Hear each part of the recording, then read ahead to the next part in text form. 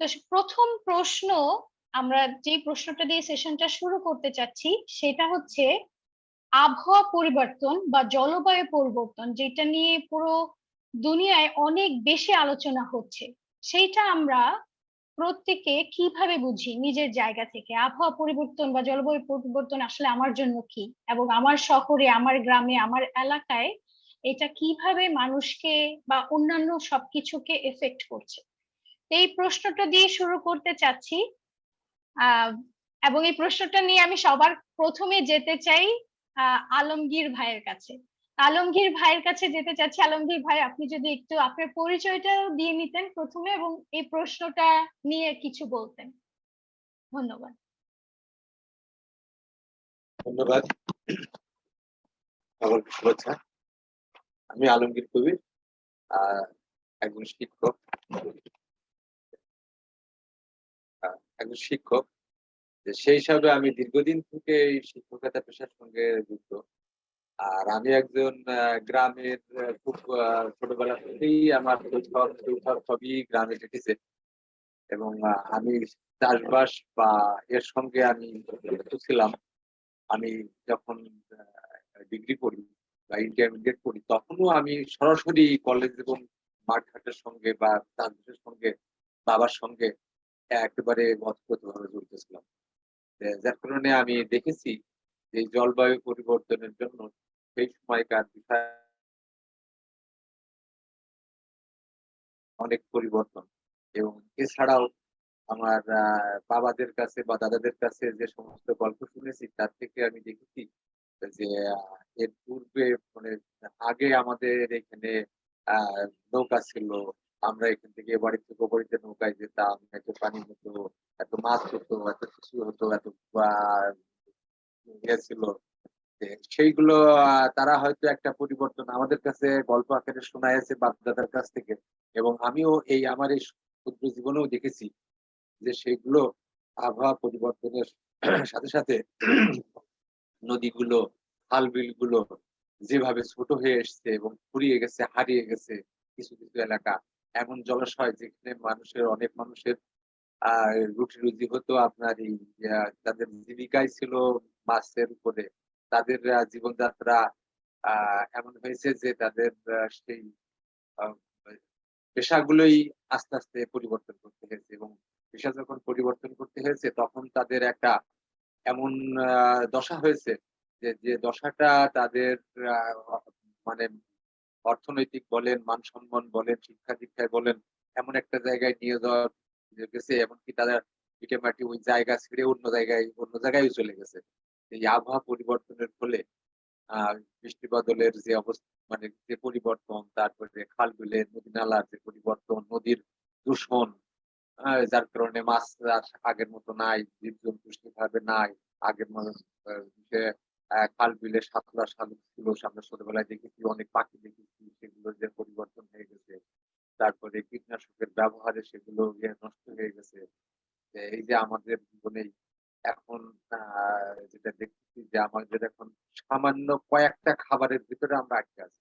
আমরা যদি বাজারে যাই, যে দেখছি কি যে সামান্য কয়েক ধরনের মাছই, তেলাপিয়া, পাঙাশ কিংবা রুই কাতল বা এরকম কয়েকটা মাছ। আর আগে অনেক রকম মাছ ছিল, যা আমাদের শরীরের জন্য বা আমাদের আহ অনেক রকম পুষ্টির চাহিদা বা অনেক রকম ইয়ে চাহিদা আমাদের মেটাতে পারতো। এক এক মাছ বা এক এক সবজি বা এক এক গাছ বা এক এক রকম ফল আমাদের শরীরের জন্য এক একভাবে আমাদের উপকার করে।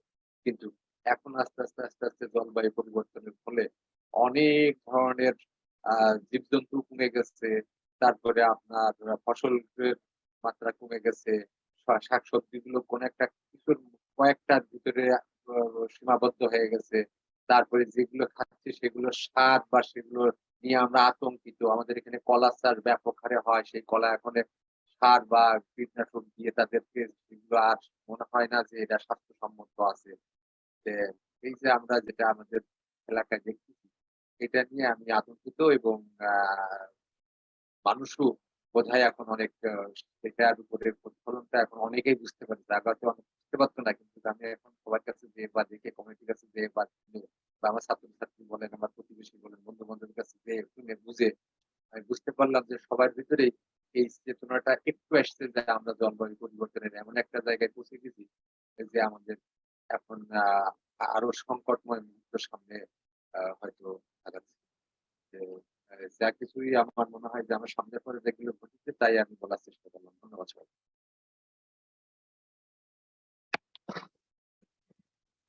ধন্যবাদ আলমগীর ভাই।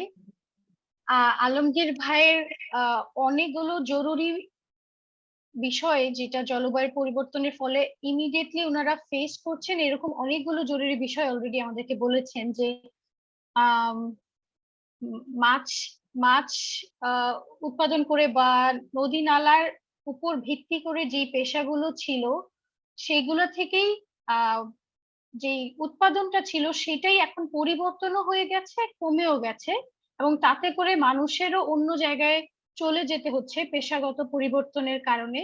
সাথে সাথে কীটনাশক ব্যবহারের কারণে পোকা মাকড়ের সংখ্যা কমে গেছে, ফসলের জাতের পরিমাণ কমে গেছে।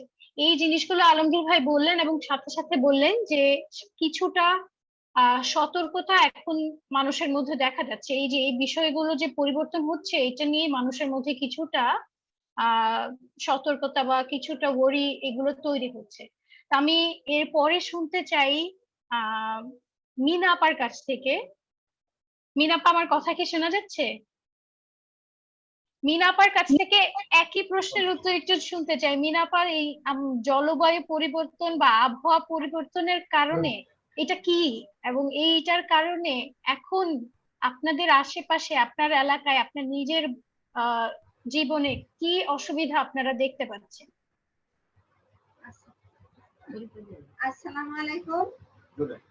আসসালামু আলাইকুম, শুনতে পাচ্ছেন? মিনাপা শোনা যাচ্ছে। যদি আপনি একটু কাছে নিয়ে নেন, ল্যাপটপটা আরেকটু কাছে নিয়ে নেন তাহলে আরেকটু ভালো হয়।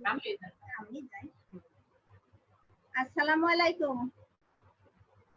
আমার নাম তাহমিনা। শোনা যাচ্ছে মিনাপা, শোনা যাচ্ছে। ঝিনাইদহ থেকে বলছি, আবাসন প্রকল্পের সভাপতি। আমি বলতে চাচ্ছি যে জলবায়ু আপনি যা বলছেন যে এটা তো বর্ষাকাল। বর্ষাকাল মানে তো আমরা ছোটবেলা থেকেই জেনে আসছি যে এটা পানি, মানে আমাদের পাশে যে নদী আছে, ডুবা মানে পুকুর সবই ভরে যায়। কিন্তু এখন তো এমন হয়েছে কোনো বর্ষাকাল না, এটাকে তো বর্ষাকাল বলে না, আমি দেখিনি। তা যেরকম এখন চাষবাস নিয়েও অসুবিধা হচ্ছে। আমাদের এখানে পাট, এই আমাদের এই নদীতেই আমরা এই সময় ওই পারে যেতে পারতাম না, এত বড় আর এত স্রোত ছিল। আর এখন তো হেঁটেই চলে যায়, এত ছোট হয়ে গেছে আর পানি নেই। তা এই যে পাট আমাদের কেটে এখন ভিজানো, ও তো জাগ দিতে হয়, সেটা হচ্ছে না। পানি হয়তো কিনে তারপরে জাগ দিতে হচ্ছে। শাক সবজি আমরা করতে পারছি না, তারপরেও বুনিয়েছি। এই 2-3 দিন একভাবে বৃষ্টি লাগাতে চারা মানে শাক বেরিয়ে গিয়েছে, সেগুলো দেখেন সব নষ্ট হয়ে গেল। হঠাৎ রোদ্দুরের পরেই বৃষ্টি এত পড়েছে, সব আমার তরকারি যা হয় ওইগুলো সব পচে সব নষ্ট হয়ে গেল।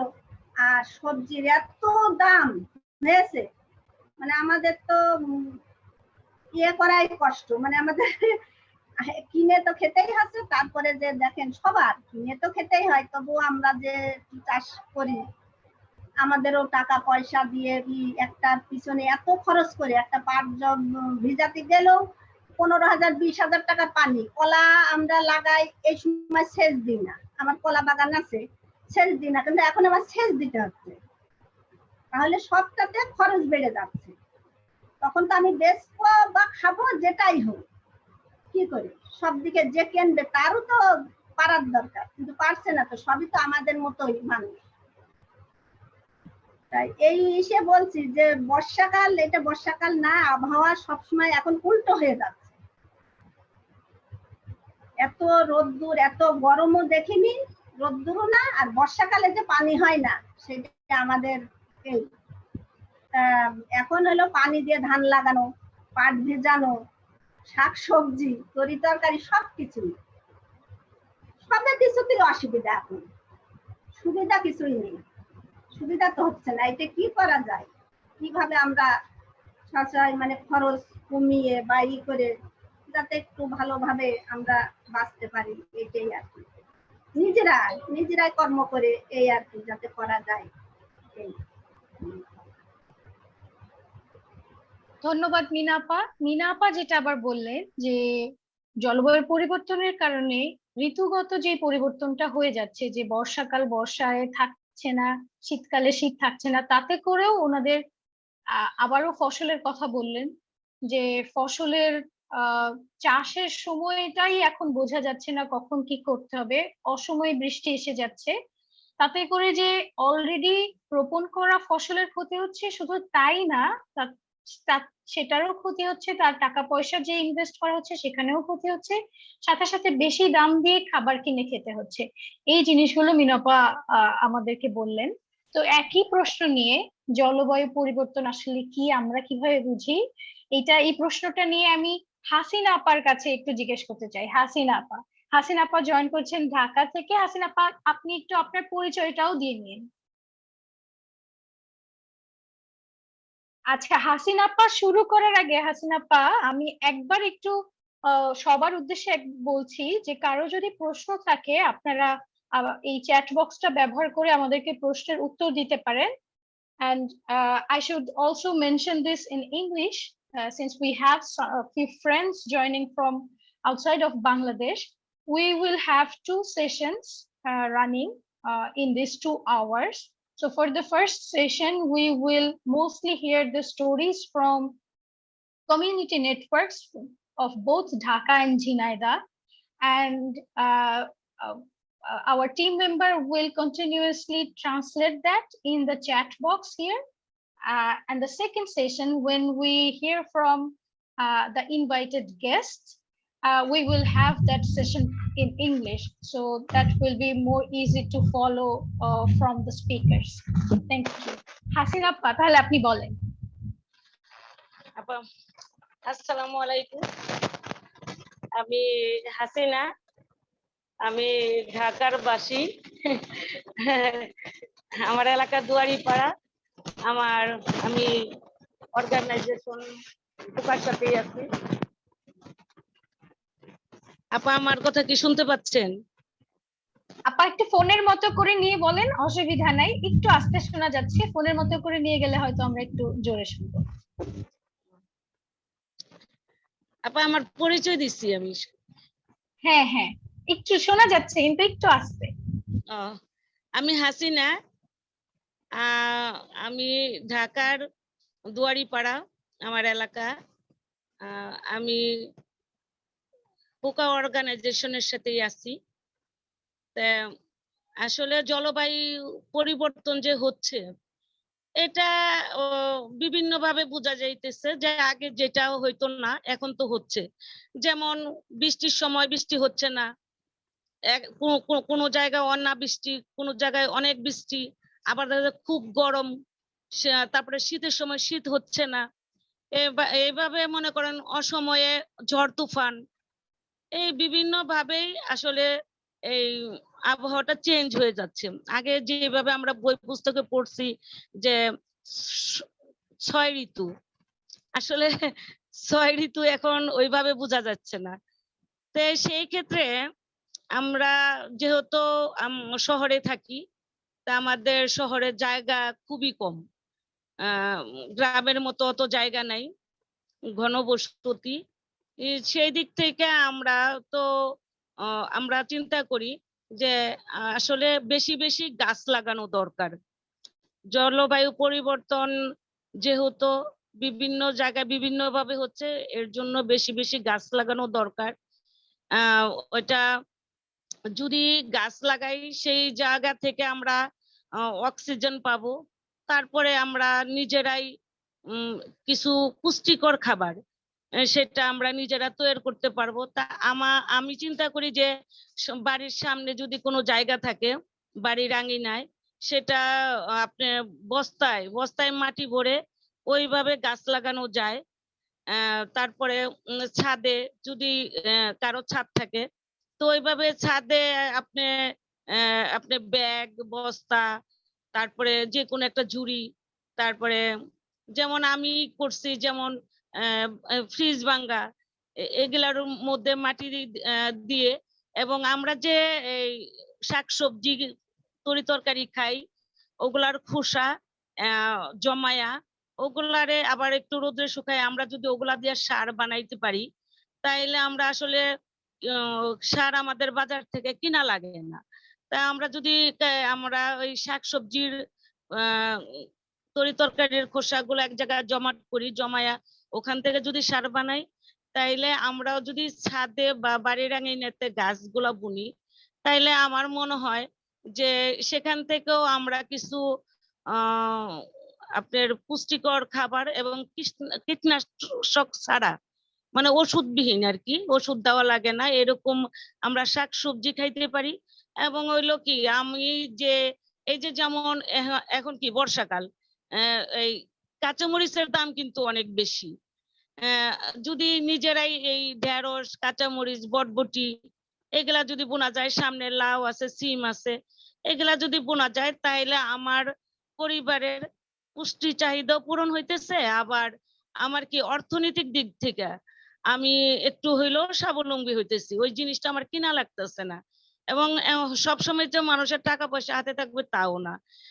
আমি আমার মতে হইলো বাগানে ছাদ করা এবং বাড়ির আঙিনায় আশেপাশে যদি জায়গা থাকে সেখানে যদি বস্তায় মাটি ভরা গাছ লাগানো যায় সেদিক থেকে মনে সবচেয়ে ভালো হয়।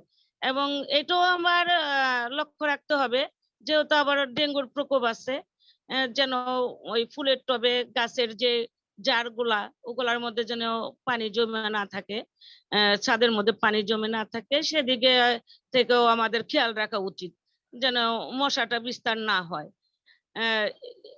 তা আপা সবাইকে ধন্যবাদ।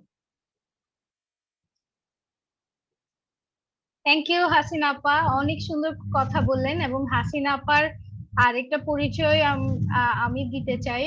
হাসিনা আপা যেটা বললেন সেটার সাথে হাসিনা আপা নিজে একজন ছাদ বাগানি এবং উনি ওনার অস্থায়ী যে বাসস্থানটা আছে ঢাকায় সেইটার ছাদে এত সুন্দর বাগান করেছেন সে কারণেই ওনার সাজেশন গুলো আসলে ওই সহজ একটা সমাধান যেটা যেটা সব মানুষই তো করতে পারে সেদিক থেকে এসেছে।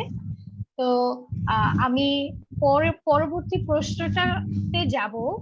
ঝিনাইদহ থেকে যারা জয়েন করেছেন আলমগীর ভাই সাকিব তারাপা আপনারা কি আছেন আমাদের সাথে?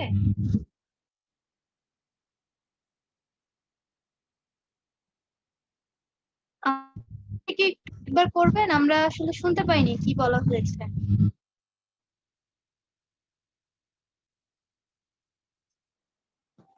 হ্যাঁ, আমরা প্রথম প্রশ্নটা নিয়ে কথা বলছিলাম যে আবহাওয়া পরিবর্তন জলবায়ু পরিবর্তনকে আমরা কিভাবে ধারণ করি, পারসিভ করি, উপলব্ধি করি, কিভাবে আমরা নিজেদের জীবনে ফেস করি। আমাদের দ্বিতীয় প্রশ্নটা হচ্ছে আমরা দলগতভাবে বা ব্যক্তিগতভাবে এখন পর্যন্ত এই পরিবর্তনগুলোর কারণে যে সমস্যাগুলোর কথা আমরা বলছি সেই সমস্যার সমাধানের দিকে কি কাজ করেছি এইটাও আমরা জানতে চাই প্রথমে ঝিনাইদহ থেকে। আবারও চলে যেতে চাই ঝিনাইদহ থেকে যারা একসাথে বসে আছেন আলমগীর ভাই অথবা সাকিবের কাছে। তো সাকিবের কাছে আমার প্রশ্ন, প্রথম প্রশ্ন হচ্ছে যে ঝিনাইদহ থেকে আপনারা অনেকদিন ধরে একসাথে দলবদ্ধ হয়ে কিছু কাজ করছেন, তার মধ্যে একটা অবশ্যই নদী কেন্দ্রিক এবং সেটা আমরা একসাথে হেঁটে বেড়ালাম নদীর পাশ দিয়ে এবং যেটা করছিলেন এটা একটু আপনার মুখ থেকে শুনতে চাই। এবং এটা শোনার আগে এটাও একটু সবাইকে মনে করিয়ে দিতে চাই এই যে ঝিনাইদহে শহরের সম্পর্ক কিভাবে নদীর সাথে হতে পারে এটার উপর ভিত্তি করে ঝিনাইদহ শহরের মানুষরা যে কাজটা করছে সেটা কিন্তু খুবই রিসেন্টলি দুটো ইন্টারন্যাশনাল রেকগনিশন পেয়েছে। তার মধ্যে একটা union of UIA union of institute architects ওনাদের যে রেকগনিশনটা ছিল সেই রেকগনিশনটা ছিলই এসডিজির যে গোলগুলো আমরা বলি সেটাকে ধারণ করতে পারি যে প্রজেক্ট গুলো সেটার জন্য, এবং সাথে সাথে আগা খান অ্যাওয়ার্ড ফর আর্কিটেকচারও পেয়েছে আপনাদের এই কাজটা, ঝিনাইদহের মানুষরা মিলে যেটা করছে নদীকে কেন্দ্র করে। তো সাকিবের কাছ থেকে আমি শুনতে চাই যে আপনারা কি করছেন ওখানে।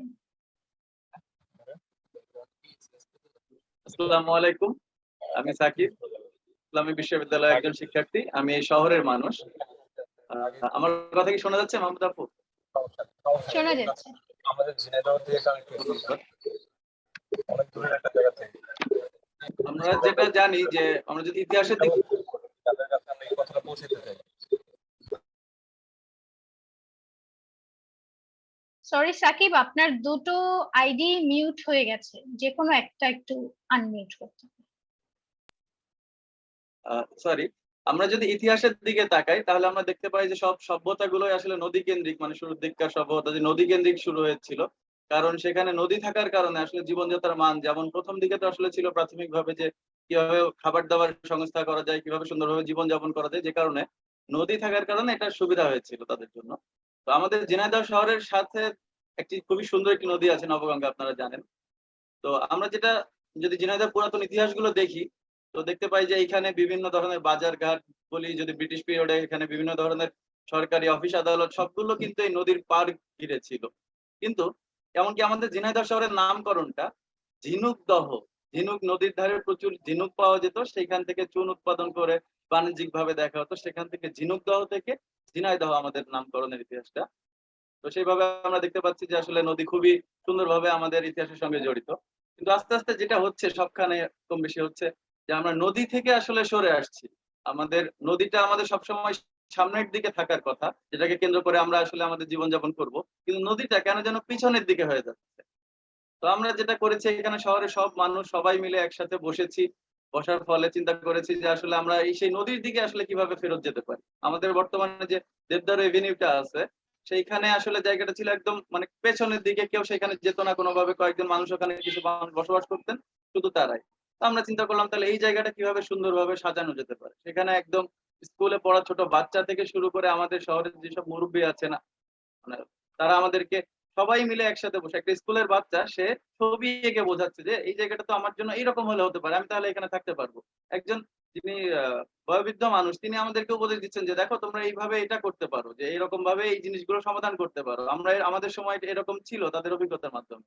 তো আমরা সবাই মিলে আলাপ আলোচনা করে সেই জায়গাগুলো সবার জন্য সুন্দরভাবে কিভাবে ডিজাইন করা যায় বা কিভাবে এই জায়গাটাকে আরো সুন্দরভাবে বসবাসযোগ্য করে তোলা যায়। আমরা দেখতে পাই যে সেখানে আমরা যখন নদীর ধার দিয়ে, যে আপু বলছিলেন যে কথাটা, আমরা যখন নদীর ধার দিয়ে হাঁটছিলাম তখন কিন্তু সেখানে মানুষজনের আগ্রহ ছিল অন্যরকম, যে হ্যাঁ এটা তো আমাদের এখানে এরকম মানুষজন যাচ্ছে, বা আমরা দেখতে পাচ্ছি সেখানে ছোটখাটো হয়তো নৌকা আছে দু একটা, এখনো মানুষজন বসে মাছ ধরছে, বাচ্চারা নদীর পাড়ে খেলা করছে, কিন্তু আসলে অব্যবস্থাপনা, যেহেতু ওই যে বললাম যে পেছন দিক হয়ে যাচ্ছে, তো সেই জন্য ওরা যখন আমরা হাঁটছি ওইখান থেকে তারা খুবই আগ্রহ যে হ্যাঁ এটা এরকম করলে তো খুব ভালো হয়, সুন্দর হয়, আমাদের বসবাসের জায়গাটাও অনেক আরো আধুনিক হয় বা বসবাসযোগ্য হয়।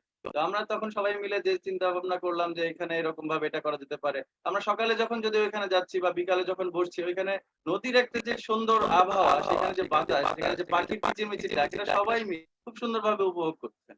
তো এই নদীটাকে ঘিরে আমাদের বিভিন্ন কাজকর্ম বা বিভিন্ন শহরের কমিউনিটি ভিত্তিক কাজ আছে। এই নদী জিনিসটাকে মূলত ফোকাস করা হয়েছে। তারপর বিভিন্ন জায়গায় গাছপালা লাগানো, আমরা নদীর ধার দিয়ে পথ তৈরি করছি, সেখানে গাছপালা লাগাচ্ছি। তারপরে সেখানে কিভাবে আরো সুন্দরভাবে হাঁটার পথ তৈরি করা যায়, যে জিনিসগুলো আসলে তো সব মিলে পরিবেশের সাথে সম্পর্কিত। এখানে যদি নদীটা ঠিকঠাক মতো ব্যবহার করা হয়, সুন্দরভাবে যদি এটা পর্যবেক্ষণ করা হয়, রক্ষণাবেক্ষণ করা হয়, তাহলে যে নাব্যতা সংকটে, যেটা আসলে খুবই একটা বড় সমস্যা, এখন বর্ষাকালে বৃষ্টি হলে দেখা যায় যে অনেক জায়গাটাতে বন্যা হয়ে যাচ্ছে। যদি নাব্যতা সংকটটা দূর করা যায় তাহলে হয়তো নদীতে পানি বেশি থাকলেও কোনো সমস্যা হবে না, নদী পানি বিভিন্ন জায়গায় ছড়িয়ে পড়বে না। এছাড়া যে আন্ডারগ্রাউন্ড ওয়াটার, যেটা রিচার্জ করার একটা খুবই সমস্যা, যে ভূগর্ভস্থ পানি আমরা বেশি ব্যবহার করে ফেলি, নদীগুলো যদি ঠিকঠাক ভাবে এখানে মেনটেন করা যায় তাহলে এই সমস্যা থেকে হয়তো আমরা মুক্তি পাবো। এবং নদীর ধার দিয়ে যদি গাছপালা করা যায়, আমাদের ঝিনাইদহ শহরের একটা ছোট্ট উদাহরণ যদি বলি, যে আমাদের ওই দেবদারু এভিনিউ জায়গাটার জন্য অনেকখানি পথ, যেটা হয়তো আগে আপনাকে সাইকেলে বা রিক্সাতে আসতে 10 থেকে 15 মিনিট লাগতো, সেখানে মাত্র 2 থেকে 3 মিনিটে আমরা হেঁটে চলে আসতে পারি। বেশি কিছু কিন্তু কিচ্ছু করা লাগে না ওইখানে। ছোটখাটো কিছু পদক্ষেপের কারণে আমাদের যে নিজেদেরও তো সহজ হয়েছে চলাচলের পথটাও। তো তো এইভাবে আমরা সবাই মিলে আসলে কাজ করার চেষ্টা করি যে নদীকে কেন্দ্র করে শহরের বিভিন্ন যে উন্নয়নমূলক কর্মকাণ্ড এবং একই সাথে পরিবেশের সংশ্লিষ্ট উপাদানগুলোতে সংশ্লিষ্ট বিষয়গুলোতে আমরা যাতে অবদান রাখতে পারি। ধন্যবাদ। ধন্যবাদ সাকিব। আমি এখন শুনতে আবার এই প্রশ্নটা নিয়েই আবার যেতে চাই তারা আপার কাছে। তারা আপা, আপনি কি শুনতে পাচ্ছেন আমাকে?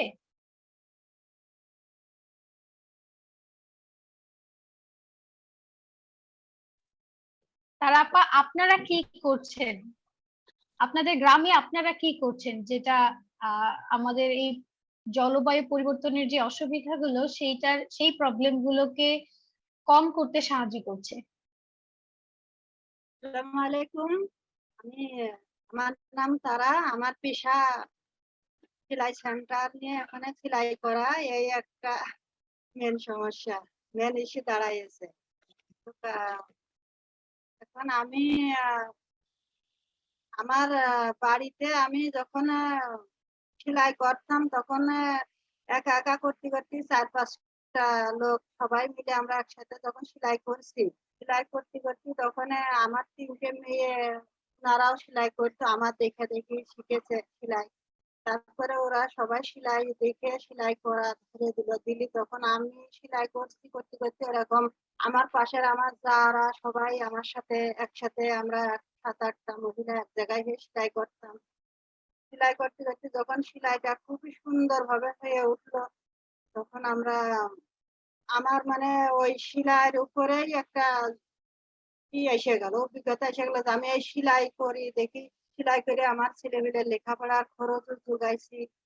এইভাবে আমি সেলাই করি। করার পরে যে যখন সবাই মিলে সেলাই করতে করতে তখন আমরা দেখলাম যে এইভাবে সেলাই করতে করতে এখন এই যে আগানে বাগানে বসে আমরা সেলাই করি, গাছতলায় বসে সেলাই করি, তখন এক ভাবলাম যে আমরা একটা বসার একটা জায়গা বানাবো।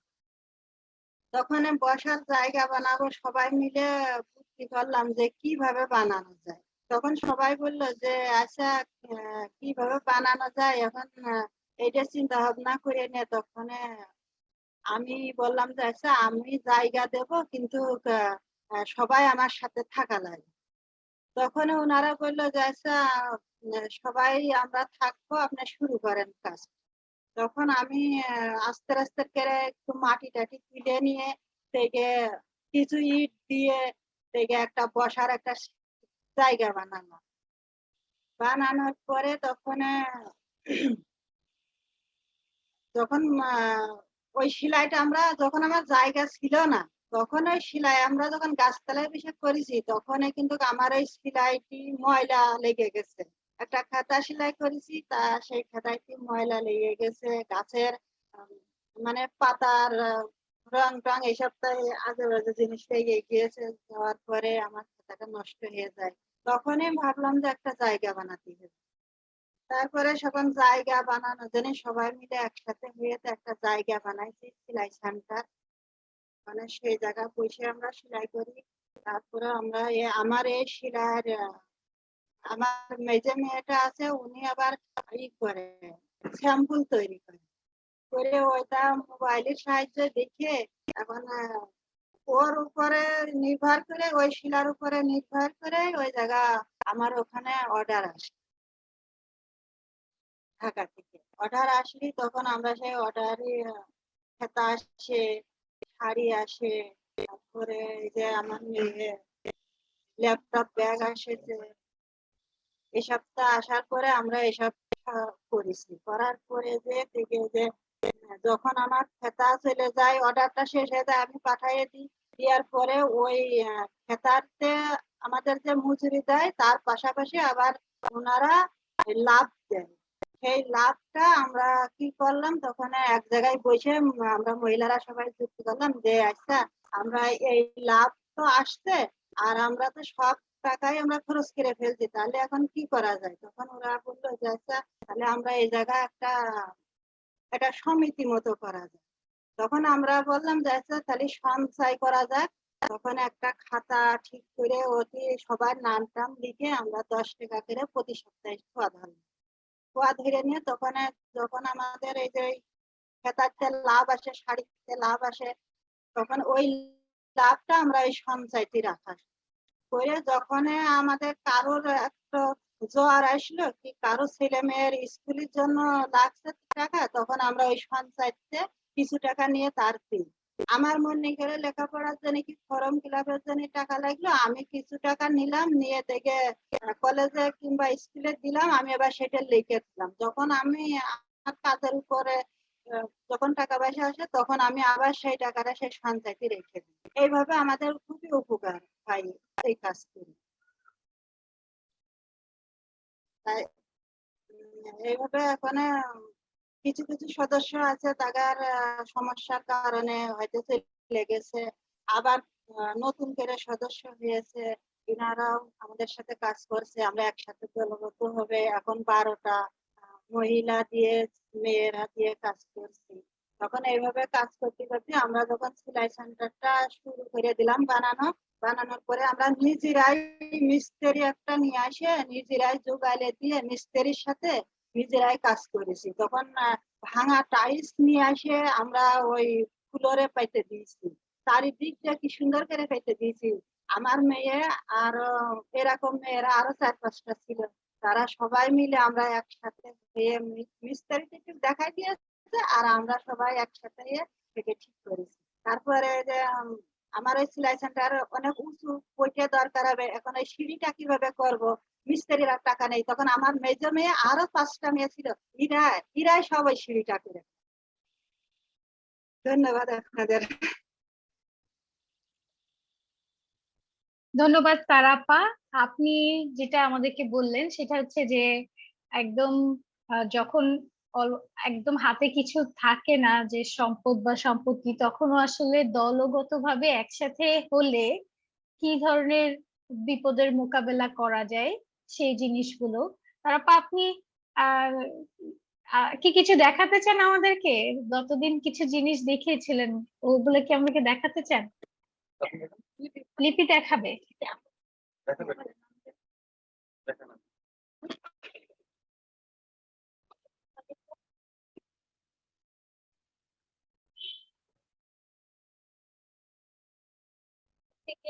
লিপি আমরা দেখতে পাচ্ছি স্ক্রিনে, কিছু কি বলতে চাও, কি দেখাচ্ছো? হ্যাঁ, এটা হচ্ছে কি সিমেন্টের ব্যাগ। এটা মানে যে সিমেন্টের ব্যাগটা আমরা ব্যবহার করি না, যেটা সিমেন্ট নেওয়ার পরে ফেলে দিই, সেই ব্যাগটা আমরা হচ্ছে কি আবার ব্যবহার করছি, মানে নতুন একটা জিনিস তৈরি করছি। এটা হচ্ছে কি ল্যাপটপ ব্যাগ। আমরা হচ্ছে গিয়ে এটার উপরে সুতা দিয়ে কাজ করছি। এটা হচ্ছে কি সুতার কাজ, এটা হাত দিয়ে মানে হাতে করা হয়েছে। আর এর ভিতরে যেটা আছে এটা হচ্ছে কি কাঁথা। এটা আমরা পুরাতন শাড়ি যেগুলা মানে আমার দাদিরা চাচিরা পরে না, মানে পরার পরে আর কি পুরাতন হয়ে গেছে, ওনারা রেখে দিয়েছে, তখন ওইটা আমরা কিনে এরকম কাপড়ের দিয়ে তিনটা লেয়ার আছে এর ভিতরে, ওইটা দিয়ে কাঁথা পেরে সেই কাঁথাটা এর ভিতরে দেয়া এই ব্যাগটা তৈরি করা। এরকম একটা ছোট ব্যাগ আছে, এটা হচ্ছে গিয়ে ওই সিমেন্টের ব্যাগ, পেন্সিল, সিমেন্টের পেন্সিল। এর ভিতরটাও একই, এখানে পুরাতন শাড়ি দিয়ে কাঁথা বানানো।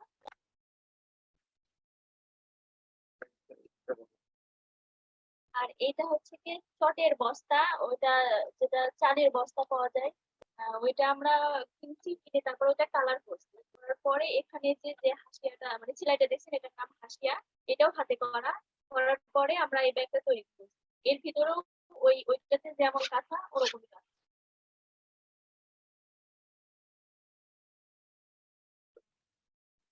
এটা হচ্ছে কি ছোট, এটা হচ্ছে পেন্সিল ব্যাগ।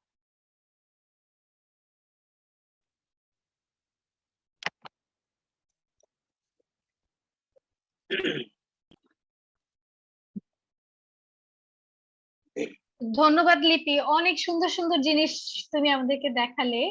সিমেন্টের ব্যাগ যেটা আর ব্যবহার করা হয় না, এবং চালের বস্তা আবার নতুন ভাবে ব্যবহার করে, সাথে সাথে যেই হাতের কাজটা ঝিনাইদহ এলাকায় খুব সুপরিচিত, সেইটার নকশা এই ব্যাগের সাথে অ্যাড করে কিভাবে নতুন ধরনের পদার্থ তৈরি করা, সরি প্রোডাক্ট তৈরি করা যায়, সেইটা তুমি আমাদেরকে দেখালে। খুবই খুবই সুন্দর লাগলো। থ্যাংক ইউ লিপি। তো আমি এই প্রশ্নটা নিয়ে ঢাকার কুলসুম আপার কাছে একটু জানতে চাই। কুলসুম আপা, আমার কথা কি শোনা যাচ্ছে? আচ্ছা কুলসুম আপা, আমার মনে হয় আপনার একটু আনমিউট করে নিতে হবে। হ্যাঁ, আর আপনার কাছে হ্যাঁ, আসসালামু আলাইকুম আপা। ওয়ালাইকুম আসসালাম। আপা, আপনি ভালো আছেন? সবাই ভালো হ্যাঁ আছে? ভালো আছি। শুভ বিকাল। আমার মনে হয় সবাই ভালো আছে, সবার হাসি মুখ দেখে বোঝা যাচ্ছে। কুলসুম আপা, আপনার কাছে প্রশ্নটা হচ্ছে, জলবায়ু পরিবর্তনে আমরা বিভিন্ন ধরনের অসুবিধা এখন ফেস করি, আরো ভবিষ্যতে আরো বেশি করব। তো আমার নিজের ব্যক্তিগত জায়গা থেকে, বা আমরা যে বিভিন্ন ধরনের দল করি, সঞ্চয় দল করি, অন্যান্য এলাকার সাথেও অনেক ধরনের নেটওয়ার্ক করে কাজ করি, এই দলগুলো ব্যবহার করে আমরা আসলে কি করতে পারি যাতে করে আমাদের জলবায়ু পরিবর্তনের যে কারণে যে অসুবিধা তৈরি হচ্ছে সেগুলোকে কিছুটা হলেও কম করা যায়? হ্যাঁ, সেটাই আমিও ওইরকমই বলতে চাচ্ছিলাম। সেটা হলো যে আমরা যারা একসাথে এখন কাজ করি, ঝিনাইদহ করি, ঢাকা, আমরা বিভিন্ন এলাকায়, গাবতলী, তারপরে কল্যাণপুরে, মোহাম্মদপুরে, হাজারীবাগ, সবাই মিলে আমরা যেভাবে কাজ করি কমিউনিটি হিসাবে, সেভাবে আমরা যদি এক হয়ে আমি একটা জীবনের অভিজ্ঞতার কথা বলতে চাচ্ছি। আমি তো কোনোদিন গ্রামে যাই না, গ্রামের কথা বলতে পারতাম না, কিন্তু গত সপ্তাহে আমি একটু বরিশালে গেছিলাম। যাওয়ার পরে একটা দৃশ্য দেখলাম। সেটা হইলো যে ঢাকার শহরে মাটি চলে আসে গ্রাম থেকে, বরিশাল থেকে, শরিয়াতপুর, হরিনাথপুর, ওইসব জায়গার থেকে লঞ্চ কিংবা ওই যে কি জানি বলে ট্রলার দিয়ে ওরা মাটি কাইটা নিয়ে আসে, ফলে নদীতে ভাঙ্গল হচ্ছে। ভাঙ্গল হওয়াতে ওখানকার মানুষ দুর্বিষ অবস্থায় আছে। ওরা আবার নিজেরা মাটি কিনতে হয়, কিনে বস্তা ভরে বস্তা দিয়ে ওই নদী ভাঙ্গল প্রতিরোধ করার চেষ্টা করে। যে এই যে কাজগুলা করে, আমরা যারা আছি তারা যদি এই কাজগুলা বন্ধ করার জন্য কোনো একটা দল তৈরি করতে পারি, যে আমরা এই কাজটা করতে দিব না, নদী খনন করা চলবে না, ওইখানে না, যেখানে আমাদের দেশে ঢাকা শহরে কিন্তু বিভিন্ন এলাকায় নদী শুকিয়ে যাচ্ছে, ময়লা দিয়ে আবর্জনা দিয়ে নষ্ট করে দিচ্ছে, পানি নষ্ট হয়ে যাচ্ছে, পানি ব্যবহার করার উপযোগী নেই। এইসব জায়গায় যদি এই কাজগুলা করে তাহলে কিন্তু দেশ ভালো থাকবে, সবাই ভালো থাকবে, সুস্থ থাকবে। গ্রামের মানুষগুলা দুর্বিষহ হয়ে পড়ছে, আমি দেখে আসলাম, বাড়ি ভেঙে চলে যেতেছে, বুড়া মানুষ বসে বসে কান্না করতেছে। ওই কাজগুলা আমাদের সবারই দায়িত্বের ভিতরে পড়ে। শুধু সরকারকে চাপ দিলেও হবে না, সবার দেশের আমরা যারা বুঝি, কিংবা আমরা কি বুঝি, গণ্যমান্য যারা রিসার্চ করেন, তারা যদি এই জায়গার থেকে কাজ করতে পারে, তাহলে মনে হয় আমার এই জলবায়ু পরিবর্তন করা খুবই সহজ হবে। শুধু একদিক দিয়ে করলে হবে না। আমরা পলিথিনে আটকায় পড়তেছে, আমাদের খাল খনন, আমাদের ড্রেন, ঢাকা শহরে বেশি হইলো ড্রেন গুলো আটকে যাচ্ছে পলিথিনের বোতলে, প্লাস্টিকের জিনিসপত্র যায়। আপা, আমার কথা শুনেন? শুনতে পাচ্ছেন? পুরোটা শুনতে পাচ্ছি। আচ্ছা আচ্ছা। তো ওই কাজগুলা আমরা যৌথভাবে সবাই মিলিতভাবে যদি করি, এক হই, আমি মনে করি যারা আমরা সাংগঠনিক লোক, সংগঠন করি, সচেতনমূলক কাজ করি, তারপরে আমরা মানুষ ভালো থাকে কিভাবে সেই কাজগুলা করার চেষ্টা করি। আমাদের যাদের বাসস্থান নাই, বাসস্থান তৈরি করার, বাসস্থান পাওয়ার একটা চেষ্টা করি। তারা সবাই মিলে যদি এরকম করে কাজ করি যে আমরা এই কাজগুলা করব, পরিষ্কার পরিচ্ছন্ন থাকবো, পলিথিন বিভিন্ন জায়গায় ফেলবো না, প্লাস্টিকের জিনিস ফেলবো না, প্লাস্টিকের জিনিস দিয়া জলবায়ুর একটা ইয়ে হয়, জলবদ্ধতা তৈরি হয়। এই সচেতনমূলক কাজগুলা যদি আমরা করতে চাই, করি, তাহলে আমরা সফল হব। শুধু বললে আর একতরফা একজনকে চাপ দিলে হবে না, সবাই মিলে সচেতন হইতে হবে, সবাই মিলে একসাথে কাজগুলো করতে হবে। আর একটা জিনিস, যে আমরা একটা উদ্যোগ নিছিলাম যে আমরা, আমাদের তো এমনি জায়গা নাই যে আমরা ফল গাছ লাগানোর তো কোনো আমাদের ইয়েই নাই, কিন্তু আমরা ঘরের দুয়ারে দুয়ারে, যেটা হাসিনা আপা বললো, হাসিনা আপার একটা ছাদ আছে দেখে উনি তো খুব স্বাচ্ছন্দ্য ভাবে বলতে পারলো, করতেও পারে, কিন্তু আমাদের তার ওইটা সম্ভব না। তাই আমাদের হইলো ছোট ছোট ওই সিম গাছ, ওই বরবটি গাছ, এগুলা যদি টপ টুপ করে কিংবা ওই যে বস্তা করে যদি করার ব্যবস্থা করা যায়, করছিলামও তো আমরা আমাদের এই গাবতলী এলাকায়। সেটা আবার ওই যে বাচ্চারা করেছিল, বাচ্চাদেরকে দিয়ে করানো হয়েছিল, কিন্তু কিছু কিছু ময়মুরব্বীরা তাদের জায়গা টান করে গেছে, তারা ওইগুলারে আমাদের নষ্ট করে দিছে, আমাদের জিনিসগুলো নষ্ট করে দিছে। কতগুলো ফ্রেম ছিল, ফ্রেম গুলো ওরা কি করছে পরবর্তীতে আর খুঁজেই পাই নাই। এই জায়গার থেকে আমরা কাজ করতে চাই আপা, এগুলা যদি করতে পারি, আর আমরা যদি এরকম করতে পারি যে একটা প্রধান, যারা দেশের প্রধান আছে, যারা ক্ষমতায় আছে, তাদের কাছে যদি একটা স্মারকলিপি দিতে পারি যে আমাদের এই যে অসুবিধাগুলো হয়, একদিক দিয়ে নদী খনন করে নদী ভাঙ্গন তৈরি করতেছে, আর একদিক দিয়ে ভরাট করে আমাদেরকে জলবদ্ধতা করতেছে, এই দুইটা জায়গায়, মুখ্য দুইটা জায়গায় যদি কাজ করতে পারে তাহলে মনে হয় আমাদের সুযোগ সুবিধাটা আসবে। আর আমরা একটু জলবায়ু পরিবর্তন যেটা করতে চাচ্ছি, যে সচল ভাবে থাকবো, স্বস্তি নিঃশ্বাস ফেলবো, সেই স্বস্তি নিঃশ্বাসের জায়গাটায় কাজ করতে পারবো আপা। আর কি বলবো, এটাই আমার কথা। ধন্যবাদ। ধন্যবাদ কুসুম আপা। আমি এখন ঝিনাইদহের শরীফা আপার কাছে একটু যেতে চাই। শরীফা আপা খুব ইন্সপায়ারিং একটা গল্প বলেছিলেন আমাদেরকে, কিভাবে পানির একটা সমস্যার সমাধান কিভাবে সবাই মিলে করা গেল। একটু শুনতে চাই এই এই এই গল্পটা আবার।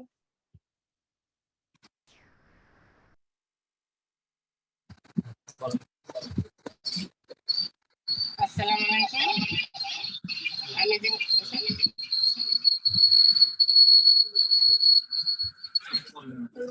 আসসালামু আলাইকুম, আমি ঝিনাইদহ থেকে বলছি। আমার নাম শরীফা। আমি আবাসন শরীফা আপা, ফোনটা আপনি আরো একটু মুখের কাছে নিয়ে নেন তাহলে কেমন। আমি একদিন মাগুরা বেড়াইতে গেছি, তখন দেখি মাঠে প্রচুর কুষ্টা শুকাইয়া একেবারে হয়েছে। তখন রাস্তাটা যত যাইতেছি খালি কাইতে কাইতে গাদা মারা থুয়ে দিছি, আর এতে শুকাইয়া খড়ি হয়ে গেছে। তখন আমার শ্বশুর বাড়ির বেশি যাই দিই, আমার বাসনটা খালি যাচ্ছে না, জীবনে হয়নি, কিন্তু এবার প্রচুর ক্ষতি হয়েছে। এত টাকা খরচ করে এই নাইলে বললাম যে এইসব মানে পানির জন্য ইয়া করতে পারে না, তারপরে দেয় যে জল খরচ দিয়ে কাটাইলাম, দেখতে আবার মাঠের থেকে গরুর গাড়ি দিয়ে এক একটা আটি বলে আনতে 3 টাকা করে লাগবে। শরীফা আপা, আপনার মাইকটা অফ হয়ে গেছে, আমরা আর কথা শুনতে পাচ্ছি না।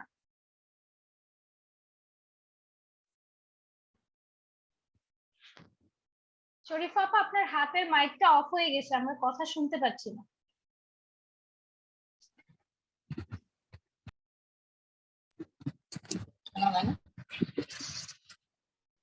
শরীফা আপা, আপনি ফোনটা একটু মুখের কাছে নিয়ে নেন, তাহলে আমরা মনে হয় ভালো করে শুনতে পাবো। হ্যালো, হ্যাঁ শোনা যাচ্ছে, এখন ভালো শোনা যাচ্ছে। তখন আমি জানি না, আম গাছের গোড়ায় বসে দেখি, আমি কই সবাই ঘরে আমার এক যা কয় কেডা এনে বোরিং করবে, এত টাকা কার আছে? তো আমি আপনারা তো সবাই মিলে, ওরা শুনছে না? শুনেছে না? বলছে শুনেছে। আপা আমার গল্প বলেন, প্রথম থেকে একটু বলেন, অসুবিধা নাই। আবার প্রথম থেকে। আমি একদিন জানেন না, আমার শাশুড়ি অসুস্থ দেখে আমার শ্বশুর বাড়ি যেতেছে। আমার শ্বশুর বাড়ি আবার মাগুরা। তখন মাগুরা কিন্তু আমার ইচ্ছা কথা থেকে বেনে যাইতে হয়। তো বেনে যাইতে দেখি অনেক কোষ্টা কাইতে কাইতে বেটা ছুঁয়ে দিচ্ছে রাস্তার গোড়ায়, মাঠের মাঝখানে সব শুকাইয়া খড়ি হয়ে গেছে। তো আমি দেখতে দেখতে বাড়ি গেছি, তো এত কোষ্টা শুকাইছে বেটারা। তো হেরা বুয়ার এই দেখে পানি না, এই জন্য এই অবস্থা হয়েছে, এখন বিরাট ক্ষতি হয়েছে।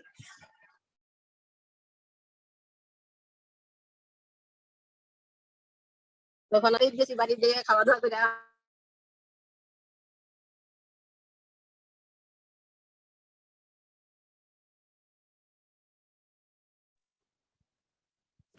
আমাদের এখানে একটা বড় পুকুর আছে, আমাদের ওই ইসমাইলি পুকুর, এটা মানে সবার মিললে এই পুকুরটা।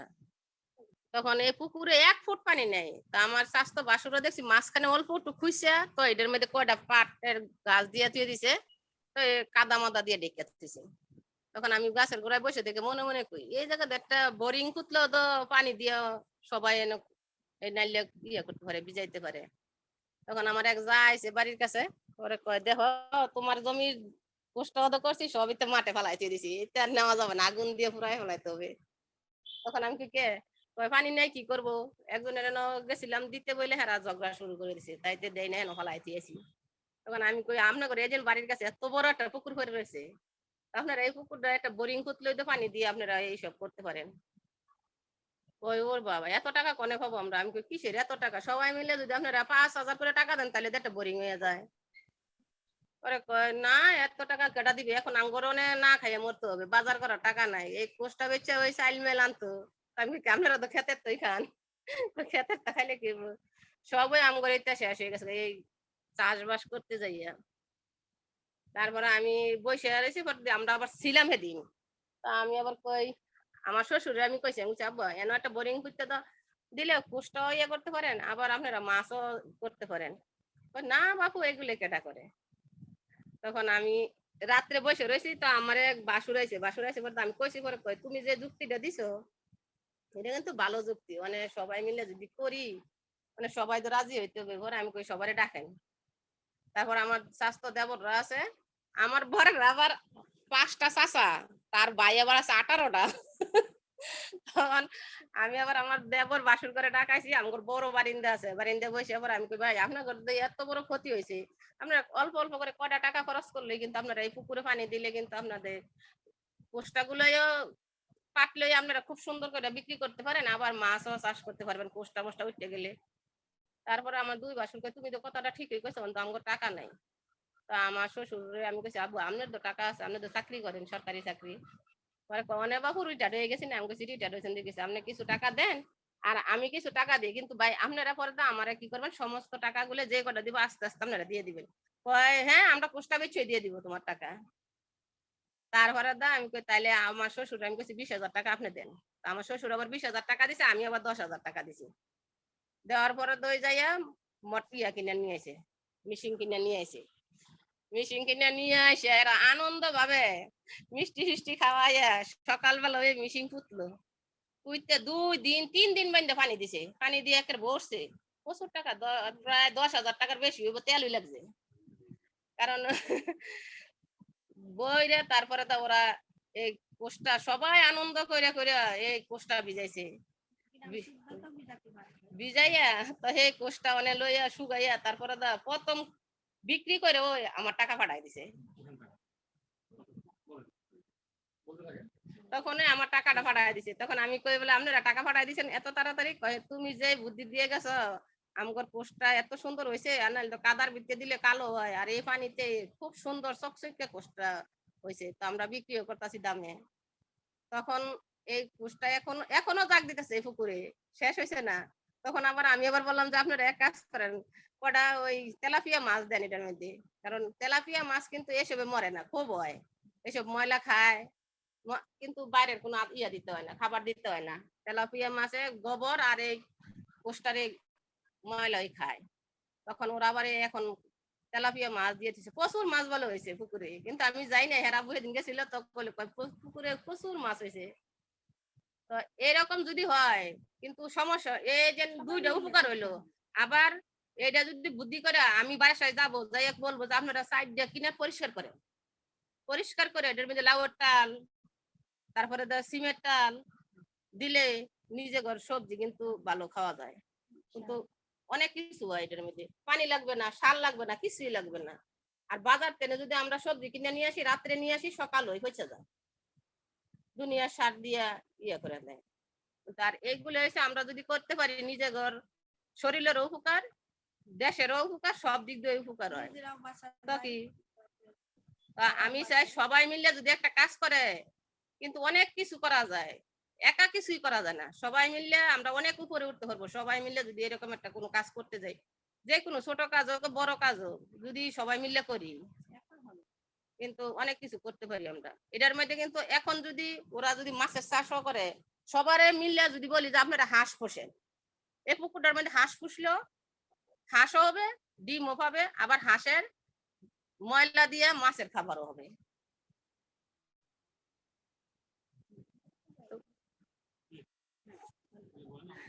হ্যাঁ শরীফা আপা, ধন্যবাদ আপনাকে অনেক ইন্টারেস্টিং একটা গল্প শোনানোর জন্য। তো এটা যদি সামারি করি, শরীফা আপার শ্বশুরবাড়ি হচ্ছে মাগুরায়, ওখানে ওনারা পাট চাষ করে অনেক। তো পাট শুকানোর পানিও ছিল না যখনকার কথা আপনি বলছেন।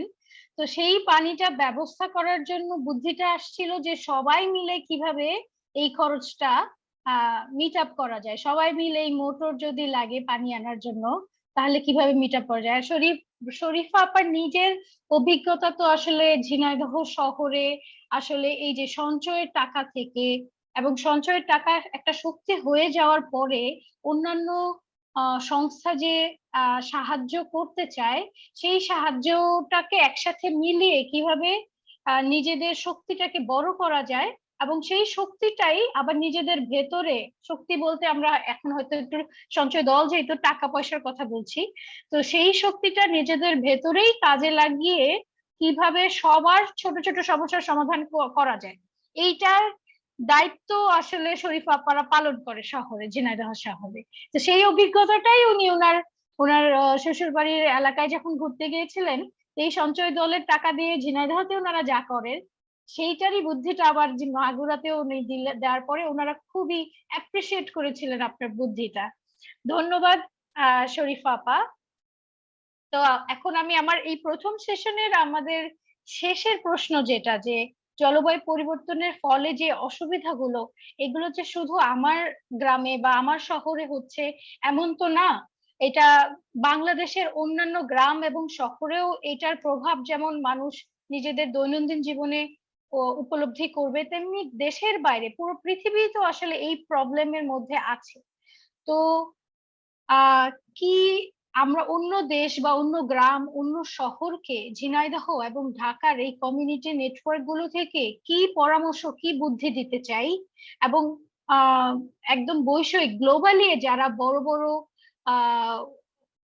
সেমিনার করে, আলোচনা করে, ডিসকাশন করে যে এই জলবায়ু পরিবর্তন নিয়ে, তাদেরকে আমরা আমাদের এই শহর থেকে, আমাদের এই গ্রাম থেকে কি বুদ্ধি দিতে চাই। তো এই প্রশ্নটা আমি দুজন মানুষের কাছে করতে চাই। আলমগীর ভাই কি আছেন আমাদের সাথে? আলমগীর ভাই, এমনিতে তো ঝিনাইদহতে আপনি ছোটদেরকে নিয়ে অনেক কিছু করছেন, তো ওইটার আলোকেও যদি বলা যায় যে আমরা আসলে আমাদের শহরের বাইরে অন্যান্য দেশ শহরের মানুষদেরকেও, অন্যান্য দেশ শহর গ্রাম সব জায়গার মানুষদেরকে আমরা কি বুদ্ধি দিতে পারি, কি পরামর্শ দিতে পারি? ধন্যবাদ আবার বলার জন্য, সুযোগ দেওয়ার জন্য।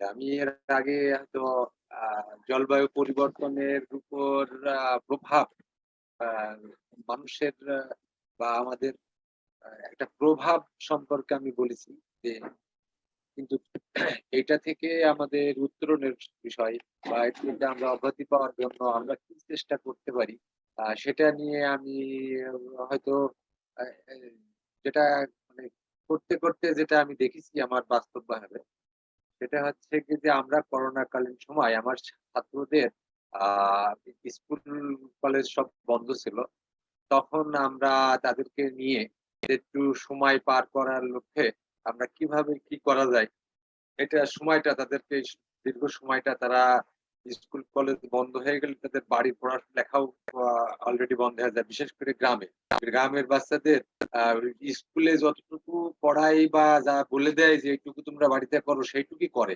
যখন স্কুল বন্ধ হয়ে যায় তখন তাদের অলরেডি তাদের বাড়ির পড়াশোনাও একদম বন্ধ, বইয়ের কাছে সম্পর্কই তাদের কাছে থাকে না, বই থেকে তারা দূরে চলে যায়।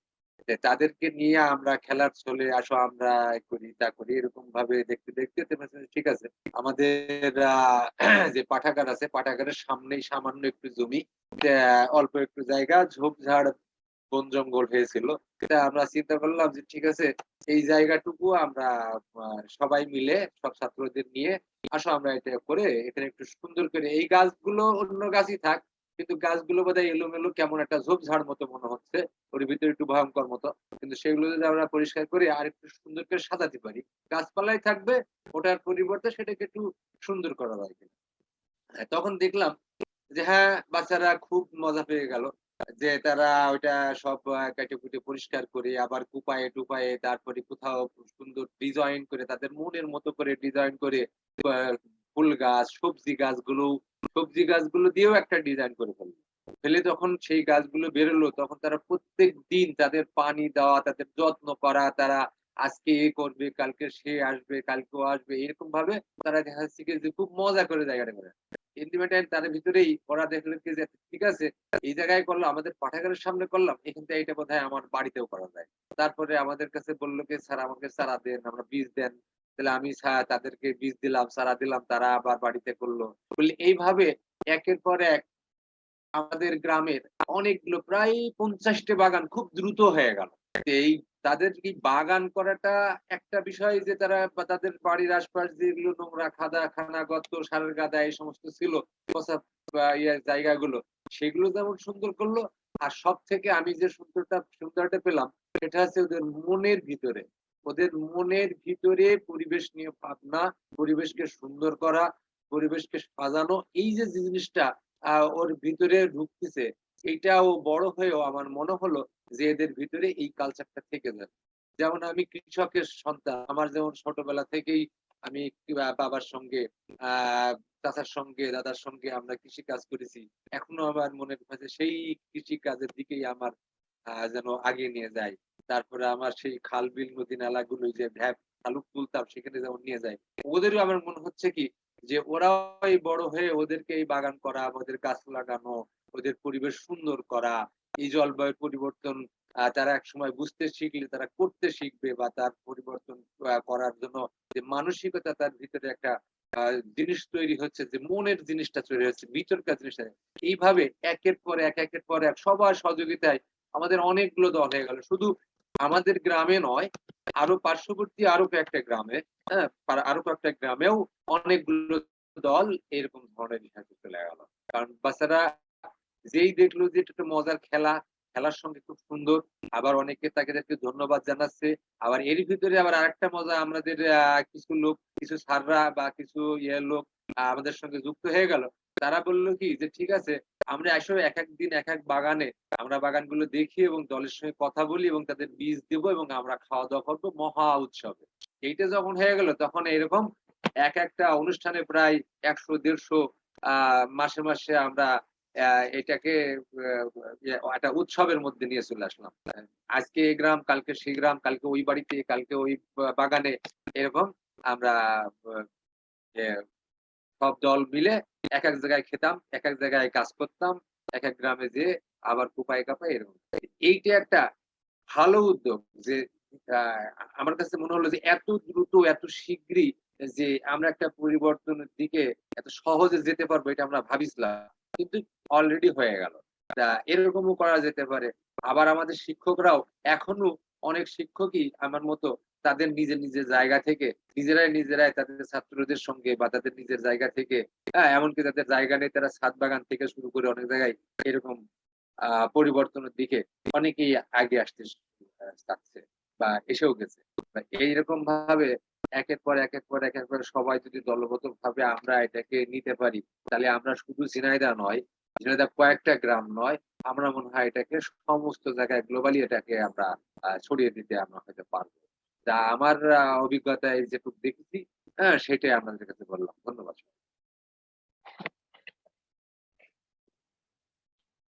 ধন্যবাদ আলমগীর ভাই।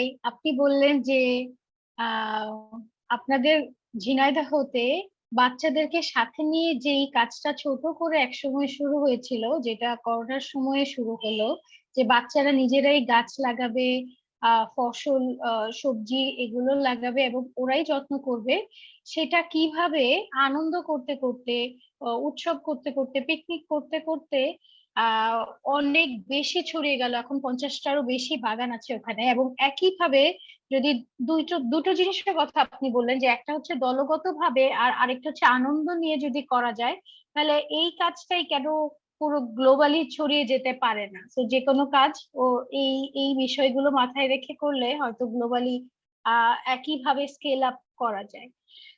আমি এই প্রশ্নটা করতে চাচ্ছিলাম হান্নান ভাইয়ের কাছেও। হান্নান ভাই কি আছেন?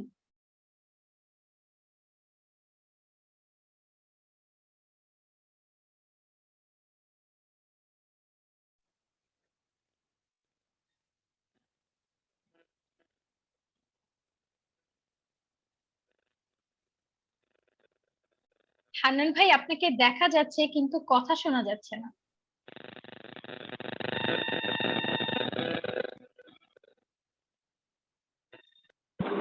জি আপা শুনতে পাচ্ছেন? হ্যাঁ হানান ভাই, আমি এখন শুনতে পাচ্ছি। হানান ভাই, প্রশ্নটা হচ্ছে যে এই জলবায়ু পরিবর্তনের কারণে আমরা অনেক কথা অনেক আলোচনা করি, অনেক বেশ অনেক বছরই হলো এগুলো নিয়ে আমরা আলোচনা করছি।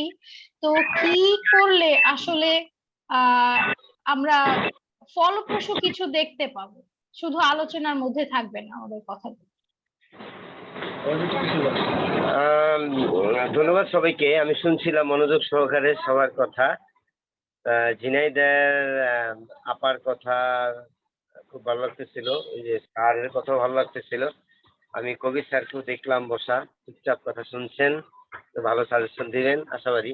তো আমি আসলে ওই পরিচয় পর্ব থেকে একটু পিছিয়ে গিয়েছিলাম, আমার মোবাইলের সমস্যা বা নেটওয়ার্কের সমস্যা ছিল। তা আমি আমার পরিচয় দিয়ে একটু শুরু করতে চাই। আমি মোহাম্মদ হান্নান আকন্দ, বর্তমানে নগর বস্তিবাসী উন্নয়ন সংস্থার সাধারণ সম্পাদক হিসেবে দায়িত্বে আছি।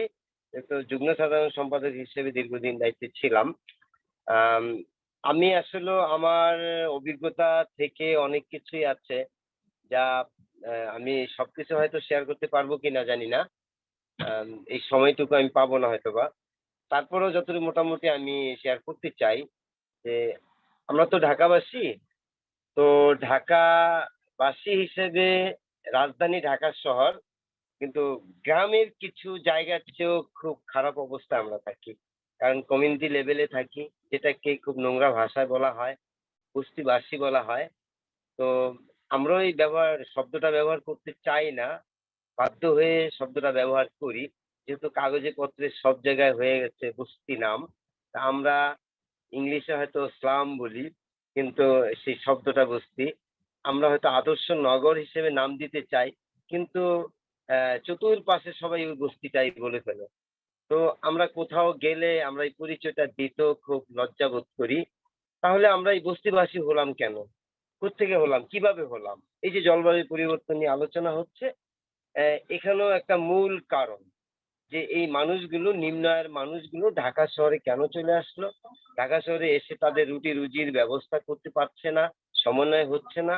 সরকারি একটা জায়গার মধ্যে কোনো রকম একটু ঘর করে থাকা, হয়তোবা ভাড়া থাকা, এইভাবে জীবনযাপন চলছে।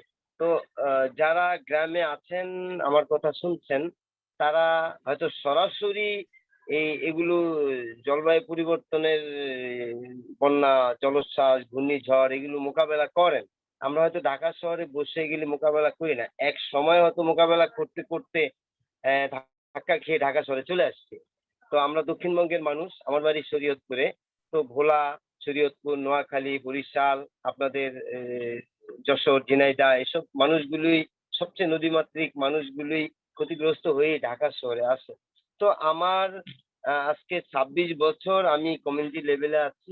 আমি বিভিন্ন উন্নয়নমূলক কর্মকাণ্ডের সাথে আছি ও করার চেষ্টা করছি যে কিভাবে এই নিম্নায়ের মানুষগুলোর এই জীবন মানের উন্নয়ন করা যায়।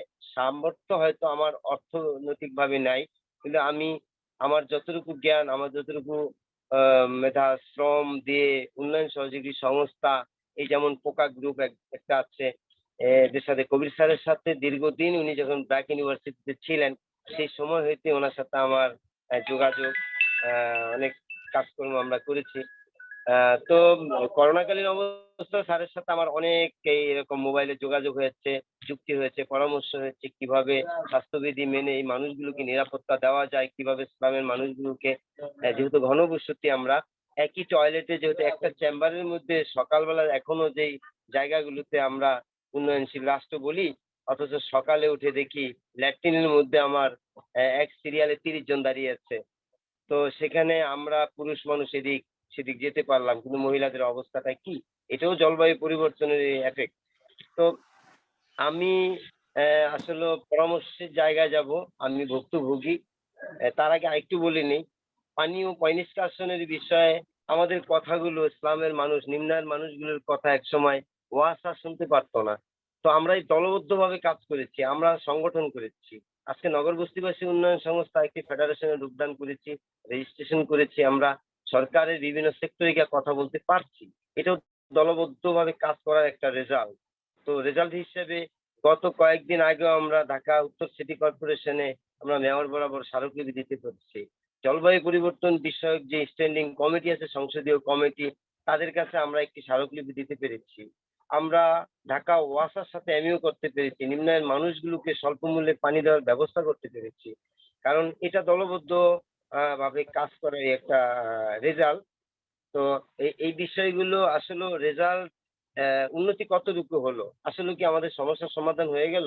না, সমস্যার সমাধান আমরা সেই দ্বারপ্রান্তে পৌঁছাতে পারি নাই। এখনো যে রাজনৈতিক বৈষম্য রয়ে গেছে, ধনী গরিবের বৈষম্য রয়ে গেছে, মানুষগুলোকে আমাদের নিম্নায়ন মানুষগুলোকে ছোট করে দেখার জায়গাটা রয়ে গেছে। মানুষ, এই যে একজন মানুষ হিসেবে তাকে দেখার যে এই ইটা অভ্যাসটা, সেটা আমাদের এই উচ্চবিত্তদের মধ্যে কিন্তু আজও তৈরি হয়নি। তো সেই জায়গায় আমরা যতই মুখে ভালো কথা বলি, আমরা আসলে ভালো নেই, আমরা ভালো নেই। আমি বলবো এটাই, যারা উচ্চবিত্ত আছেন, মধ্যবিত্ত আছেন, নিম্নবিত্ত আছেন, যারা আমরা কমিউনিটি লেভেলের নেতৃত্বে আছি, আমরা ভুক্তভোগী আছি, সরকার প্রধানরা আছেন ও উন্নয়ন সহযোগী সংস্থার যে ব্যক্তিবর্গরা আছেন, যারা আমাদের এই নিম্নায়ন মানুষগুলোকে ভালো দেখতে চায়, ভালো রাখতে চায়, তারা বিভিন্ন সময় সহযোগিতা করে থাকে। তো এই আজকে রাষ্ট্রের প্রধান ব্যক্তিরা আছে, যেখানে অ্যাডভোকেসি লেভেলে পলিসি মেকারদের নিয়ে আমরা যদি প্রত্যেককে নিয়ে, স্থানীয় নির্বাচিত জনপ্রতিনিধিদের নিয়ে যদি আমরা সকলে সমন্বিতভাবে কাজ করতে পারি, তাহলে এই সমস্যার সমাধানটা খুবই সম্ভব আর কি। যে আমরা বিচ্ছিন্নভাবে কাজ করছি, আমরা ভালো ভালো যে যার জায়গা থেকে ভালো ভালো কাজ করছে, এরকম গল্প শুনলে আমরা হাজারো লক্ষ গল্প আমরা সারা বাংলাদেশ খুঁজে পাবো। কিন্তু বিচ্ছিন্নভাবে কিছু জায়গায় আমরা দলবদ্ধভাবে আছি, কিছু অর্জনও আছে, কিন্তু বৃহত্তর যে অর্জনটা, আমরা যে ঝুঁকিতে আছি, আমরা বিশেষ করে অনুন্নত বাংলাদেশটা যে ঝুঁকিতে আছি জলবায়ু পরিবর্তনের জন্য, সেই জায়গাটা আসলে কাজ করতে হলে সমন্বিত পদক্ষেপের বিকল্প কোনো কিছুই নেই। অর্থাৎ নির্বাচিত জনপ্রতিনিধি, আমি যে এলাকায় বসবাস করি, আমার এই জনপ্রতিনিধির সাথে আমার সম্পর্ক গড়ে তোলা ও সুন্দর একটি নেটওয়ার্ক তৈরি করা, সবাইকে নিয়ে নেটওয়ার্ক তৈরি করতে পারলে আমার মনে হয় এই সমস্যার সমাধানের জন্য আমরা খুবই সুন্দরভাবে কাজ করতে পারবো। তো আমি সবাইকে ধন্যবাদ জানিয়ে আমার ক্ষুদ্র অভিজ্ঞতা ও একটু পরামর্শ দেওয়ার চেষ্টা করলাম। আসসালামু আলাইকুম।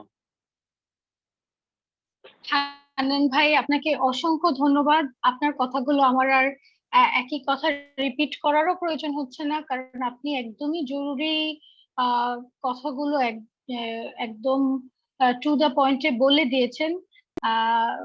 এটার উপরে আমরা আবার পরবর্তী সেশনে বাকি সবার কাছ থেকেও শুনতে চাবো যে আমাদের মানে আমাদের কর্মযজ্ঞটা আসলে কি হবে এবং কিরকম হবে এই জিনিসটা। তো আমাদের এই প্রথম সেশনটা এখন অলমোস্ট শেষ। আমরা কথা শুনছিলাম তিনটা প্রশ্নের উপরে। এক হচ্ছে জলবায়ু পরিবর্তনকে আমরা বিভিন্ন জীবনের বিভিন্ন স্কেলে আমরা আসলে কিভাবে দেখছি, কিভাবে ফেস করছি, সেটা সাথে সাথে আমরা নিজেদের কমিউনিটিতে, নিজেদের শহরে এখন পর্যন্ত কি করেছি আমরা এখানে যারা আছি তারা, এবং পাশাপাশি যে আমরা যা করছি তার সাথে সাথে কোন ধরনের সংযোগ আমাদের দরকার, যাতে করে এই প্রচেষ্টা শুধু আমাদের শহর বা আমাদের গ্রামের বা আমাদের কমিউনিটির না হয়, এটা গ্লোবালি হয়, এবং সেখানে আমাদের অভিজ্ঞতা থেকে আমরা কি বুদ্ধি দিতে পারি। এই সেশনে আমি একটা প্রশ্ন দেখতে পাচ্ছি যেটা শেগুফতা কাছ থেকে, এবং এই প্রশ্নটা মূলত শরীফা আপার দিকে করা, কিন্তু প্রশ্নটার উত্তর যে কেউ দিতে পারে। প্রশ্নটা বেশ মজারও। সেটা হচ্ছে যে শরীফা আপা যে বুদ্ধিটা দিচ্ছিলেন, উপরে পানি চলে আসলে তারপরে আপনি বুদ্ধি দিবেন যে উপরে যাতে ভেজিটেবল সবজির মাচা করা যায়, এবং সবজির মাচার নিচে আবার হাঁস থাকতে পারে, মাছ থাকতে পারে। তো সেই গুপ্তা আমাদেরকে জিজ্ঞেস করছিল যে হাঁস তো আসলে মাছ খেয়ে ফেলবে, এই প্রবলেম কিভাবে সলিউশন করা যাবে। এই প্রশ্নের উত্তর শরীফা আপাও দিতে পারে, অন্য যে কেউ দিতে পারে, এবং পরের সেশনেও এটা অ্যাড্রেসড হতে পারে। আর হান্নান ভাই, আবার আমি হান্নান ভাইয়ের হাত দেখতে পাচ্ছি। হান্নান ভাই কি কিছু অ্যাড করতে চান? হাঁসে খাবে কিনা? হাঁস মাছ খেয়ে ফেলবে। মাছ না, তেলাপিয়া মাছ ছাড়লে, তেলাপিয়া মাছে কিন্তু প্রচুর বাচ্চা হয়। মাছ হাঁসে কয়টা খাবে? কিন্তু হাঁসও বাঁচবে, মাছও বাঁচবে, দুইটাই হবে পুকুরে। জি আপা, হ্যালো, শুনছেন? হ্যাঁ হান্নান ভাই শুনতে পাচ্ছি। মাছটা তো আপায় বললো, আমারও মাছ চাষের একটু অভিজ্ঞতা আছে। সেটা হলো যে মাছ কত ইঞ্চি হলে হাঁস খেতে পারে, সেটা মিনিমাম অন্তত 4 ইঞ্চি হয়ে গেলে বা 3 ইঞ্চির মধ্যে মাছ খেতে পারে না। যদি 1 ইঞ্চি, 1.5 ইঞ্চি, 2 ইঞ্চি পর্যন্ত হয় হয়তো হাঁসে মাছ খেতে পারে। একটু বড় হয়ে গেলে তখন মাছ চালাক হয়ে যায়, ওটা খেতে পারে না। ওটা ওই হিসেব করে ওই বাচ্চাগুলোকে করতে হয় আর কি। আমি আমার একটু ছোট্টখাটো একটু অভিজ্ঞতা আছে, সেটা হলো বাগান করেছি আমি। আমি একটা আমার এই মোবাইলে আমি ভিডিওতে দেখাইতে চাই। এটা যাদের বেশি জায়গা আছে তারা আরো ভালো করতে পারবে। আমি ছোট্ট জায়গার মধ্যে একটু করেছি এগুলো। আমি সবসময় এগুলো আমি তাহলে সেন্ড করে পাঠিয়ে দেব আপা, নাকি এখন ভিডিওতে দেখাবো? অবশ্যই অবশ্যই। দেখ, এখন দেখালে আমরা কি দেখতে পাবো কিনা এটা আমার মনে হচ্ছে খুব ভালোভাবে দেখতে পাবো না, কিন্তু আপনি যদি সেন্ড করে দেন আমরা আবার সবার সাথে এটা শেয়ার করবো এখানে যারা আছে সবার আচ্ছা, সাথে। যদি আচ্ছা। সম্ভব হয় চ্যাট বক্সে আপনি ছবিগুলো দিতে পারেন যদি। আচ্ছা, ওকে, ঠিক আছে আপা, ঠিক আছে। আসসালামু আলাইকুম। থ্যাংক ইউ হান্নান ভাই। তো এই এই এই অংশটুকুর আমরা আমাদের এই সেশনের প্রথম অংশটুকু আমি এখানেই শেষ করছি, যেটার কন্টিনিউশন আসলে দ্বিতীয় অংশটুকু আমাদের সাথে যারা আছেন তারা যুক্ত হবে আমার কলিগ রুবাইয়া নাসরিনের সাথে। তো আমার থেকে এখন রুবাইয়ের কাছে আমি সেশনটা ট্রান্সফার করছি। তো তার আগে আমি আমাদের যারা ইনভাইটেড আরো অতিথি আছেন তাদের উদ্দেশ্যে আমি সেশনের সামারিটা একবার হয়তো বলে নিতে চাই। So for the first half of our session we have heard stories from both Jhenaidah and Dhaka communities, and these stories are connected very much with their daily life, with their professions, and how climate change is affecting their lives, their professions, their cities and villages, and then what they were doing to mitigate those problems within their own capacity in terms of individual capacity or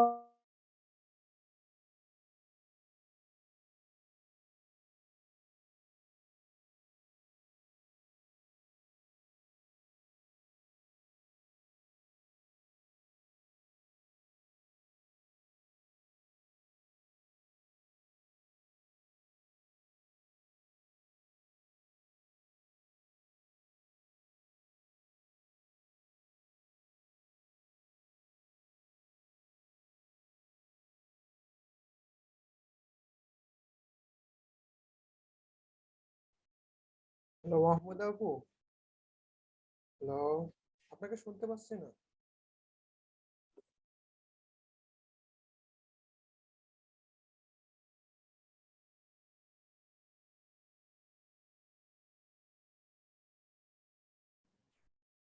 Rubaiya তাহলে বলতে পারেন। Sorry, I think there's some network issue.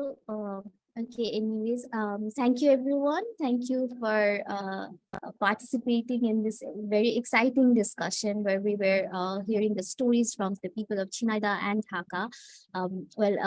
I'd just like to introduce myself. Good afternoon, everyone. I'm Rubaya Nasrin, one of the co-founders and community architects from COCA, and I'll be moderating the second half of this session. And please keep sending your queries or questions or any comment on the chat box. We'd try our best to respond to you all. Well, after hearing all these perspectives from the community members themselves about climate change and the stories of collective action, now we turn to our esteemed panelists to discuss further on this topic. I'll give a quick introduction for all our panelists. Let's start alphabetically. So today we have Abu Ahsan with us. He has almost 10 years of experience as a researcher and an anthropologist in Bangladesh and the UK. His area of interest include development history, subaltern childhood, time, and temporality. Currently, he is a PhD candidate at Radboud University, Nijmegen in the Netherlands. Then I'd like to introduce Emerald Upama Baito, who is leading the design team at BRAC Institute of Educational Development since 2018. She also works with POCA as a community architect. Upama is in a continuous pursuit of finding affordable design solutions for children specifically, and co-creation with children and different communities are the core aspects of her team's work process. Please welcome Fuad Hassan Mullik, who is the professor and dean of School of Architecture and Design at BRAC University. He has been teaching and researching architecture for over 30 years in Bangladesh and abroad. His research background is on environmental aspects of architectural design, low income and rural housing, architectural education, disaster management, and climate change. Then we have Khondaker Hasibul Kabir, who introduces himself as a community architect. He tries to understand how professional designers can engage in people's everyday design process and be more useful. He's the co-founder of Co.Creation.Architects that works with human and non-human communities to co-create better built and natural habitats. Kabir is also a core team member of POCA and one of the regional coordinators for Community Architects Network, CAN, that works in 19 Asian countries. And lastly, we have Suhailey Farzana, who is a community architect. Her interest is to understand and explore the co-creation process with people, be it housing or craft making or city planning. She is the co-founder of Co.Creation.Architects and also a co-member of POCA and also one of the regional coordinators for Community Architects Network, CAN, which works in Asian countries. And after this very insightful and interesting discussion from the Citizen Network, I'd like to start this session with a question directed to all our panelists. Maybe we can hear one by one. The fact is, climate change is almost a never-ending discussion, and the critical decisions are usually made in places where community voices are not heard. And today we have heard from the very local community members. So firstly, I'd like to direct this question to Suhailey Farzana, and I would like to know that what is your reflection on today's discussion? Thank you, Rubaya. So it's good to be in the team of discussion, because we often keep working, but we don't get the opportunity to sit together and understand something together. So today was a good, I would say, discussion. And we tried to understand climate change from community perspective, and also they will try to also understand this from us. So from the discussion of the communities, I think I feel strong resilience from the stories. And when I was hearing the stories, it's very interesting because people are actually seeing the problem, immediate problem, and they're trying to solve it. And in like in the craft center, they are trying to recycle materials, and in as Alamgir Bhai said, talked about the gardening. So then gardening, and we also heard from the citizen Saqib from Jhenaidah how they're trying to do things together. And the terms I was repeatedly hearing, and I noted like togetherness, how people are doing it together. And I think Celine was also writing, I was also feeling that, because through this process, people are actually learning resilience and to try new things. And they, from their discussion, it is evident like they're using local resources. So be it the people or the space or the materials. And we also learn about the network, which is, I think, quite important. And we're hearing about the small actions. So for a change, we don't need to do a big thing, but it can be smaller things. And then someone said, Hanan Bhai, I think, how to connect them, the network. So it was quite interesting to me as well. And another thing for the people, the safe food, they're talking about safe food. So the agriculture came along, and they're also talking about the mental health. So, and whenever they have these problems, suppose there are less varieties of agriculture products, so they're trying to make it more variety. So they are trying their own seed bank, and they're trying to build network within the gardeners to have more seed. So you see, there is a problem, and we are trying to solve it together. And we can't do it alone. That is all I was hearing. And at the end, I think what I'm taking from this, I realized, like, repeatedly, children and women came along in the discussion. So not being a woman, I'm not biased, but women are more persistent. They think sometimes long term for their children and the family. And the children, when from Alamgir Bhai's example, they both of them can be the advocate of change. That is what I felt. And because working with the children is giving behavioral change, and also for the women. And in many times we are actually doing many things unconsciously, but that is helping to resist climate change, but we are not aware, not conscious. So if we have more discussion like this, or in the communities, we can be more conscious, because as we see the products from the community craft center, very interesting. They are recycling, upcycling, and when they're dyeing, they're actually using natural dye. So they're doing it, but maybe sometimes not conscious. So if we have more discussion about this, it can be more fruitful. And the other thing, the last thing, I think I will end up with the children, and they can really be the advocate of change. If this kind of education and also the practice action both can come along with the children, and then we try, our children learn to care for the environment, the world. I think we can defeat climate change. Yeah. Thank you. Thank you so much, Suhailey Apu. I'd like to direct the same question to Abu Hassan Bhai, the anthropologist and researcher. If you'd like to reflect what is your takeaway from this conversation or discussion, and what is your reflection on it? Abu Hassan Bhai. Thank you so much. I'm very honored to be here. It's a great discussion, and it's a wonderful take about the conditions and potentials of human life.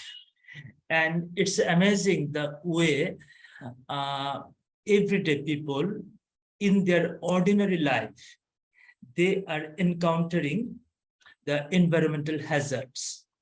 In a way, for example, people are talking about river, and the way river was the basis of this community, and the name of the area, like Jhenaidah, named after Chinook, Wester, and how it is changing. But as well, like Patir Chagdawa rating, you know that jute was a very not very known plant in the 17th century. It's an unknown plant actually, besides Bengal.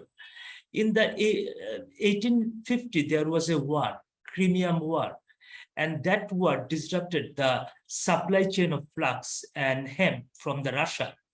And the Manchester, the Dundee companies who were making sacks and lots of other kind of things from flax and hemp, they turned towards jute. And this is the way, and the water stagnation, the delta was the perfect condition for jute.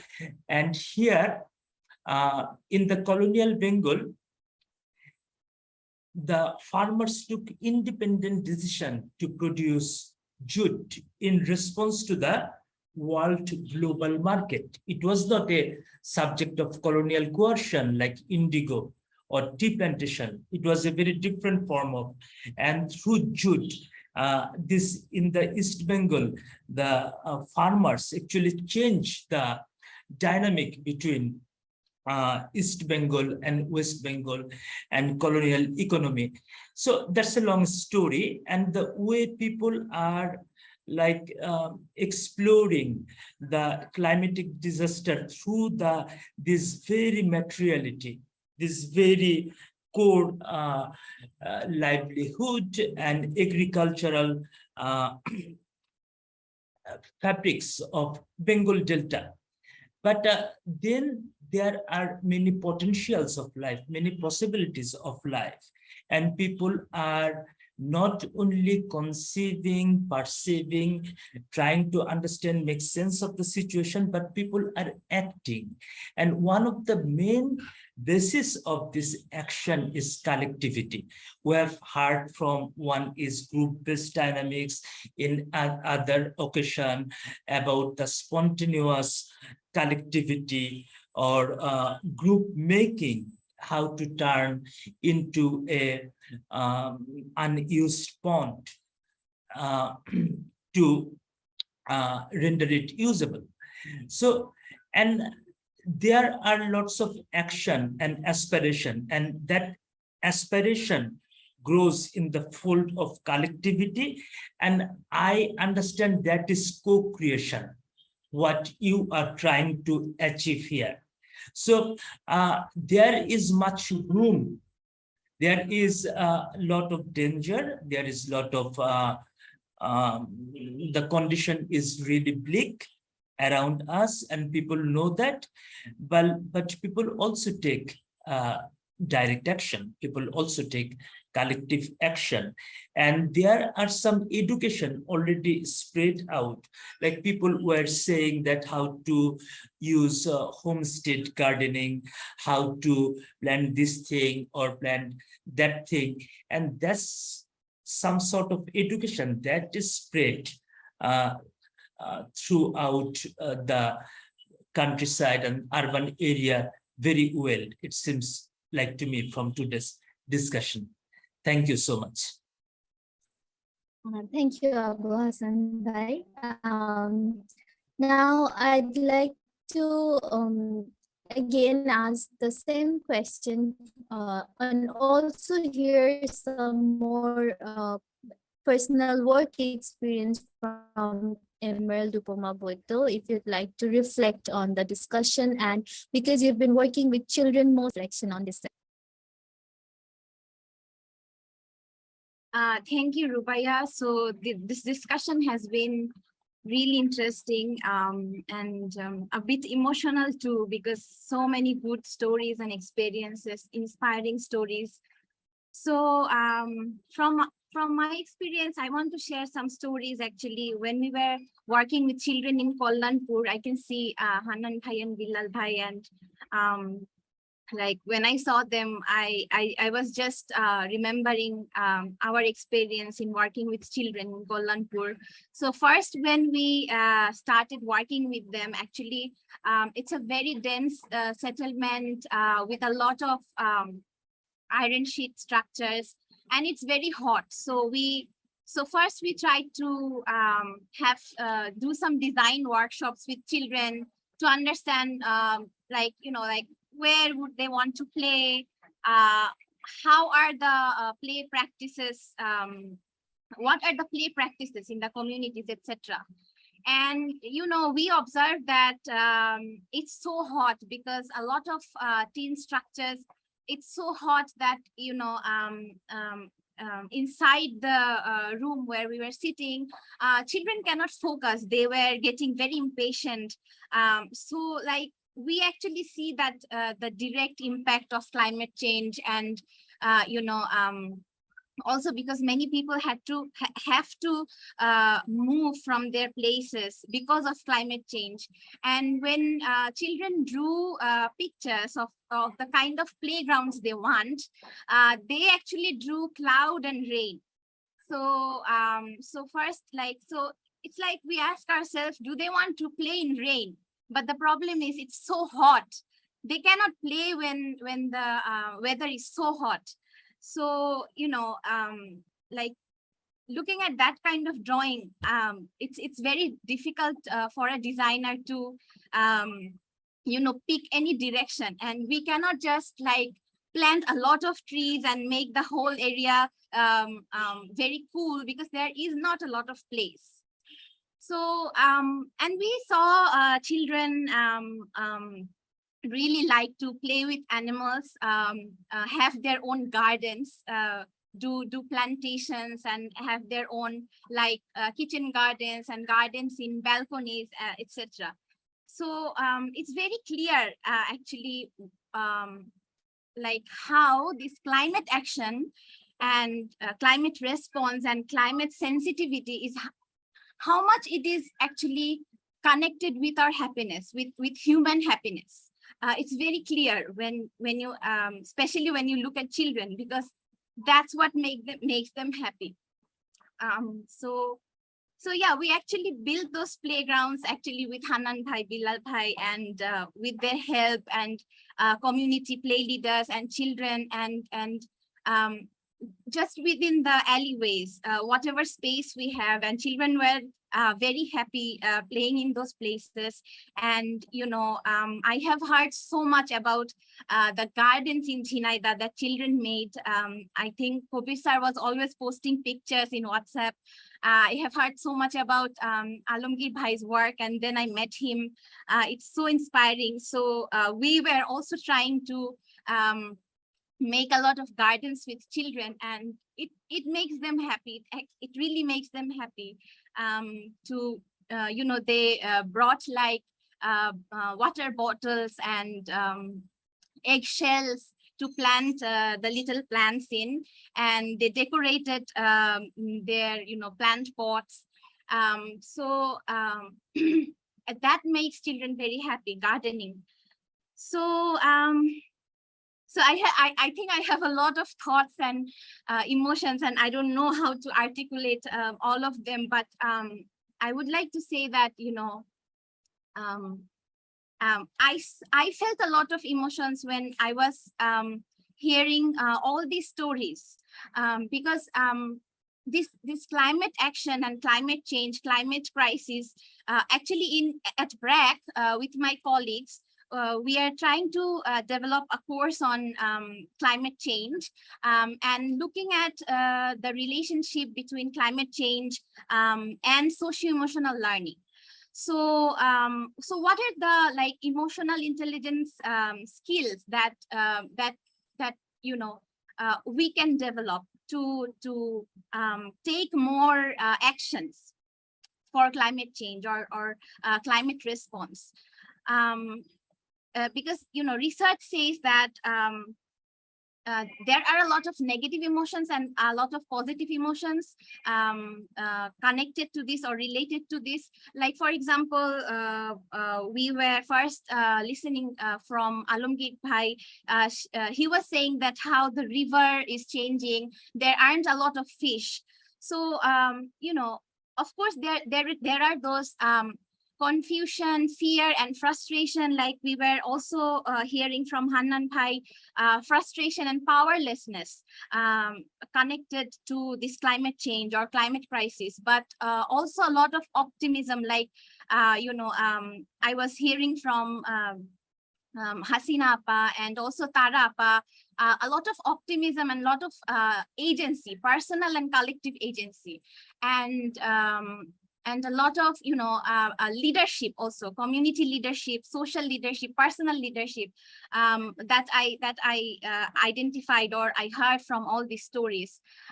So I think this kind of personal agency and collective agency is very important, because, you know, when we are talking about climate change, inaction is something that is very dangerous, because as an architect, when I actually started learning about climate change or climate crisis from Fuad sir's class. That was my first instance learning about it. And, you know, when I learned that architecture, like many other things like agriculture, land use, etc., architecture is like responsible so much for climate change. 40% of climate change and carbon emission, it comes from architecture and building activities. So what did that make me feel? It was for a long time that I felt guilty. So, you know, like inaction, this kind of inaction that comes from guilt actually. For this reason, we think that whatever small actions I take, it won't matter much.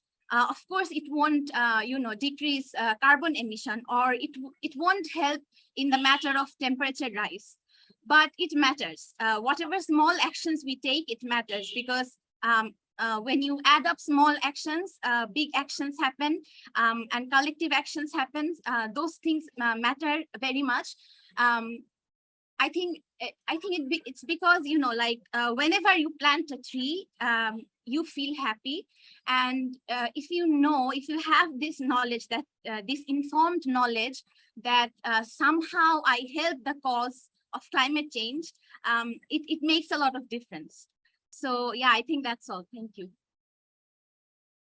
Thank you, Upama, for sharing your stories and the work process, which really reflects communities and children you've been dealing with. And thanks for raising this very critical issue of socio-emotional aspect due to climate change. Now, I'd like to ask Fuad sir to add with your reflection to this session. I'd propose a question for you, which is the fact that this critical decisions or resource movements for to mitigate or face climate change are usually made by experts. And today we've heard from the local community leaders. So what are the key takeaways from this people's discussion for the global community, for the in the global scale? What do we present from this discussion? What are the key takeaways you would propose? Thank you. Thank you, Rubaya. Thank you very much. First, I would like to thank you all for inviting me to this session. It's been a great pleasure listening to all of you. And I would like to congratulate the people of Jhenaidah, Kabir, and Suhailey for the Aga Khan Award, which you have received recently, and also for the EYA award. And I would mention at a later stage how these awards can help propel what we've been said today to a greater audience. And I will say that later, all right? The comments made by the people of Jhenaidah are very good. They are tackling the issues of climate change by doing their own things, all right? Planting trees, and then gardening, etc., and so on, which is very good. I mean, they're doing this to combat climate change, all right?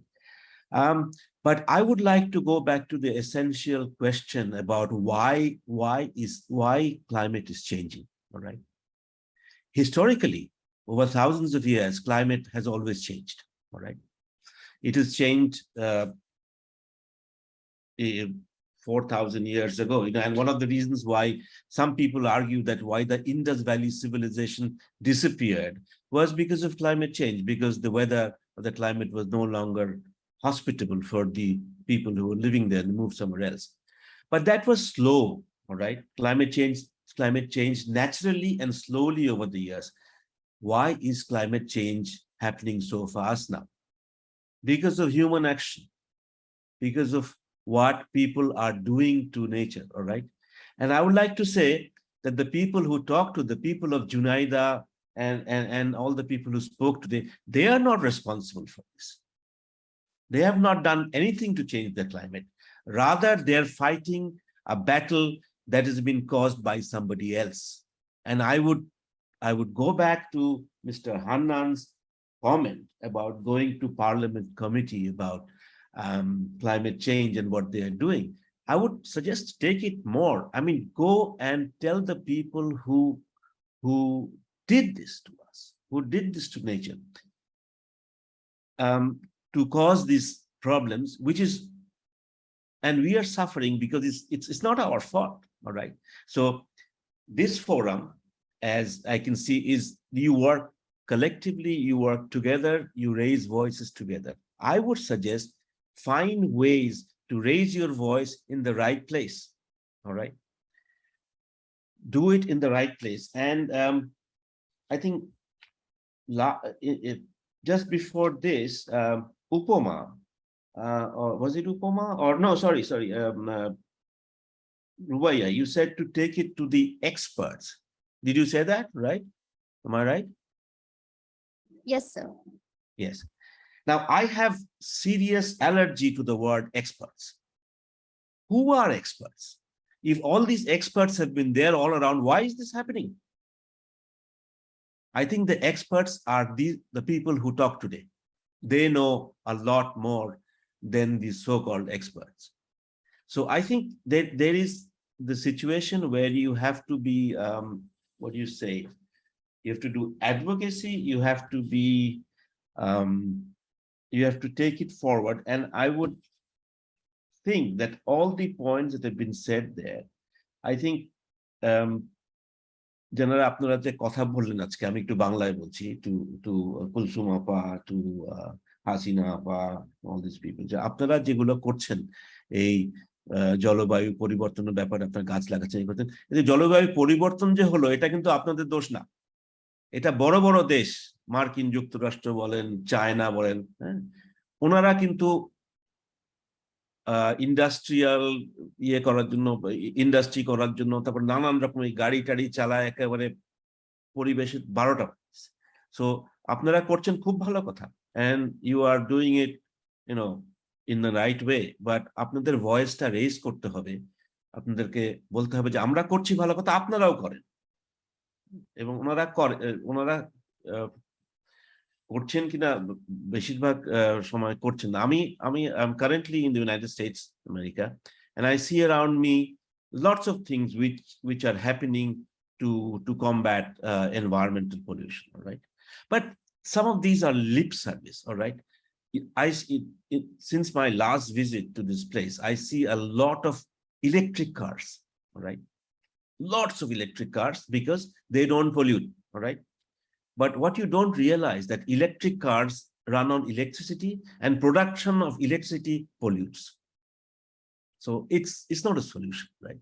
So I think our people, they have better solutions. They're more natural solutions to that. So I would suggest, and I will go back to my first comment about the awards, all right?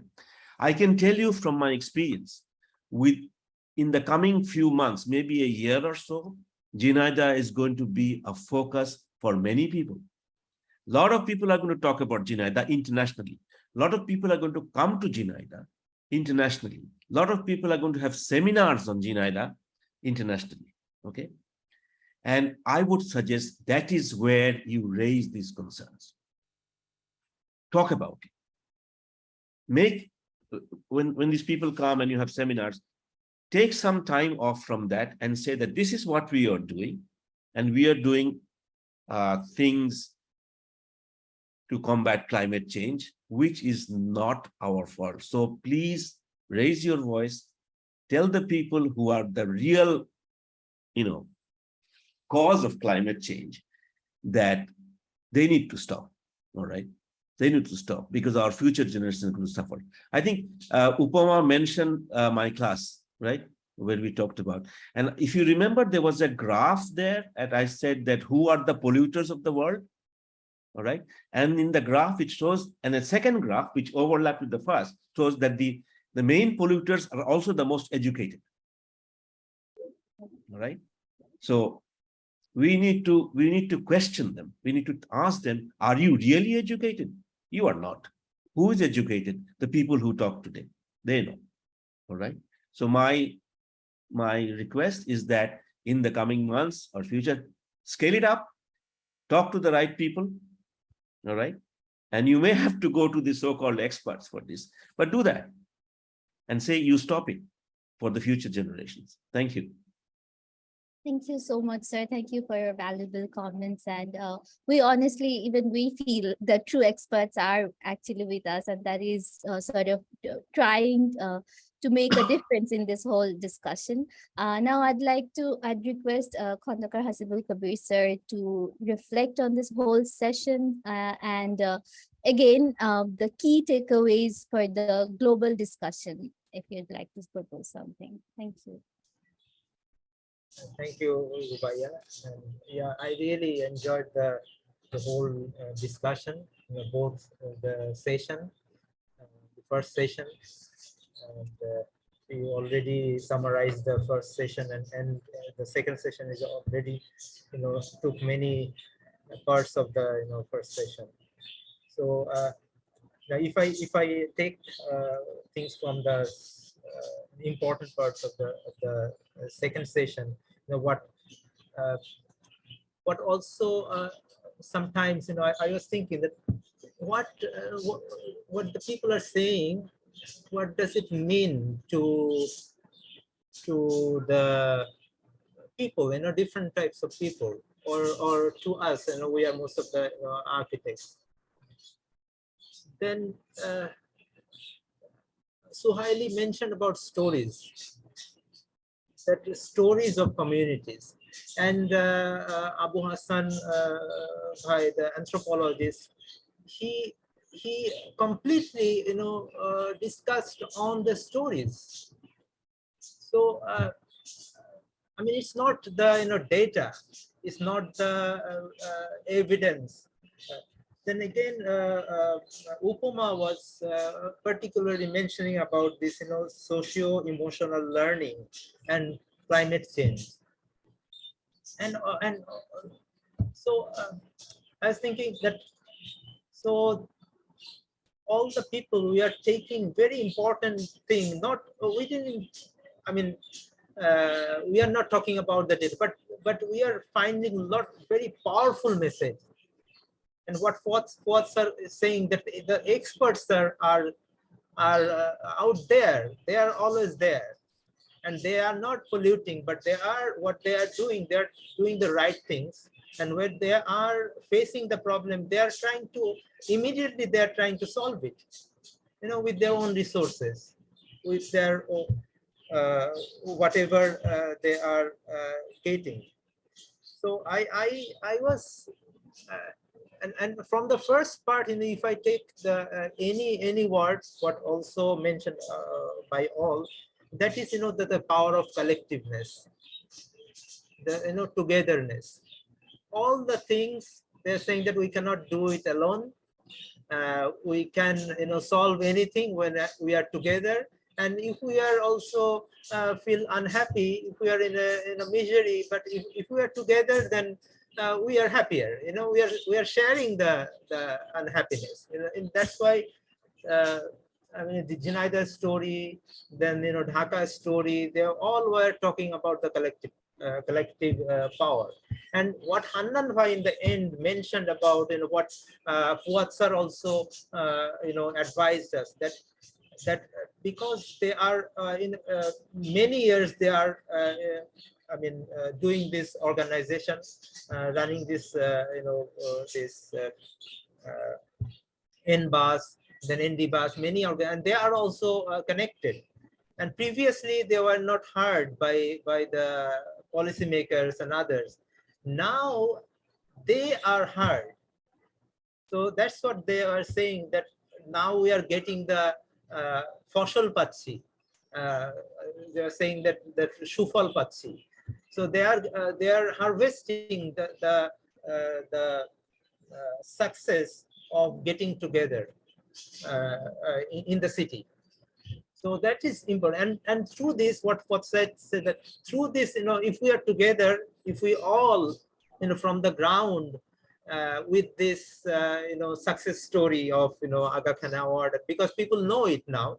And if we tell that these are the success of collective force, this is the success of people from the ground, then maybe we can move the people.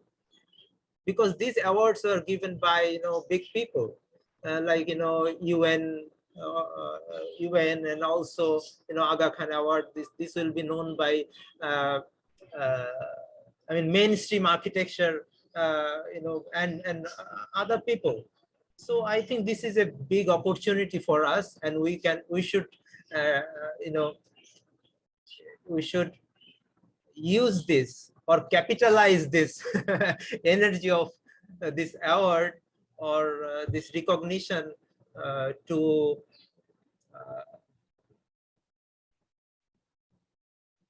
make our voices heard, make these people on the ground really make this make the policymakers really feel or understand or trust that yes, really these are the experts. We all who are here, we know that they are the experts. But many people, maybe they say, like what I said, that these are lip servicing. You know, in USA, he saw that many people are talking, but they are not acting. But these people are really what they are talking. They are acting upon that. Actually, they are acting and they are actually talking upon that.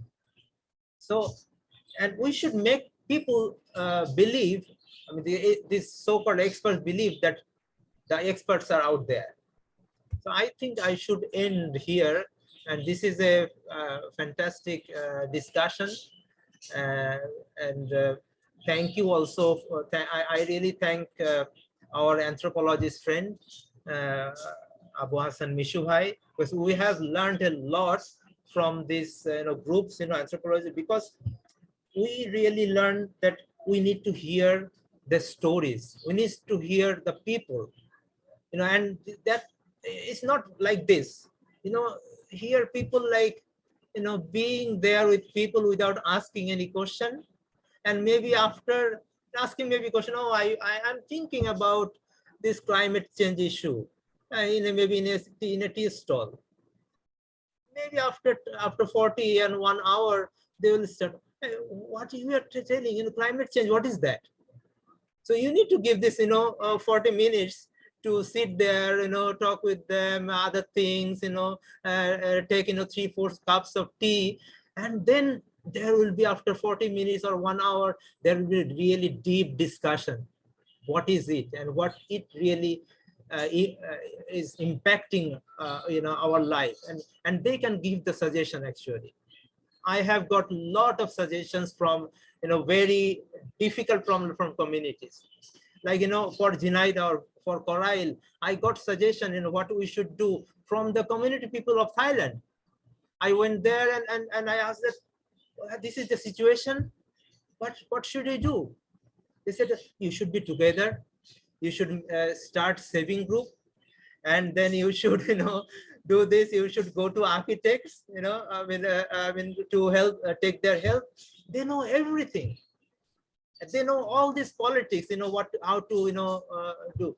So, I mean, and Celine is with us now, she is, we learned a lot from her, for her experience in India with Spark and SDI, and it's all about, power of people. So yeah, that's what I would say. Thank you so much.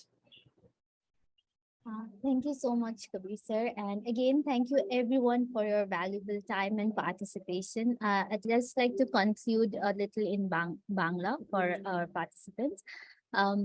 তো এই এতক্ষণ আমরা যে আলোচনা করলাম তার মধ্যে আপনারা প্রথমত ধন্যবাদ সবাইকে, ঝিনাইদহ থেকে আলমগীর স্যার, সাকিব, তারা আপা, লিপি, শরীফা আপা, মিনা আপা, এবং ঢাকা থেকে কুলসুম আপা, হাসিনা আপা, হান্নান ভাই, বিলাল ভাই, আপনাদেরকে অসংখ্য ধন্যবাদ আজকে এই যোগদান করার জন্য। আর এই এতক্ষণ যে আলোচনা আমরা করলাম তার মূল একটা তো আমাদের উদ্দেশ্য ছিল এই জলবায়ু পরিবর্তন নিয়ে আলোচনা করা, আপনাদের কি মতামত এই বিষয়ে দলগতভাবে আমরা কি করছি, আবার অন্যদেরকে কি বুদ্ধি দিতে পারি, বা এই জলবায়ু পরিবর্তন নিয়ে তো আমরা যে এক্সপার্ট বলি, উনারা তো বিভিন্ন রকম নীতি নির্ধারণ করেন, যে তাদেরকে আমরা কি বুদ্ধি দিতে পারি।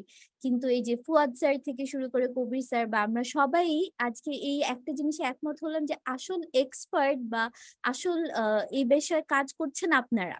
যদিও আপনারা হচ্ছে এই সমস্যাটা তৈরি হয়েছে অন্য কোথাও, অন্য কোনো বড় দেশে, অন্য কোনো কারণে, কিন্তু ভুক্তভোগী আপনারা সবাই, আমরাই সবচেয়ে বেশি ভুক্তভোগী, এবং এই ব্যাপারে কাজ করে যাচ্ছেন আপনারা। সেটা গাছ লাগানো থেকে শুরু করে শস্য, পুকুর, নদী, নালা, এই সব বিষয়ে আপনারাই কাজ করে যাচ্ছেন, এবং এই জন্য আপনারাই আসল এক্সপার্ট, যাদের কাজ, যে কারণে আমরা সবাই আজকে একত্রিত হয়েছি। শুনেছি আমরা আবু হাসান মিশু ভাইয়ের কাছ থেকে শুনলাম যে কেন এই নদীর সাথে আমাদের সম্পর্ক সম্পর্ক, আর কেন মানুষের এই গল্পগুলো আপনাদের এই এক জায়গায় এসে এই গল্পগুলো শোনাটা কেন সবার জন্য জরুরি। উপমা একটা খুব গুরুত্বপূর্ণ বিষয় তুলে ধরলো যে এই সামাজিক এবং ইমোশনাল একটা ইন্টেলিজেন্স, কেন এটা ক্লাইমেট চেঞ্জ শুধু আমাদের মানে ফিজিক্যাল ক্ষতি করছে এমন তো না, এটা আমাদেরকে মানসিক ভাবেও বিভিন্ন রকম বিপর্যয়ের মধ্যে দিয়ে যেতে হচ্ছে, সেটার গুরুত্বটা কি।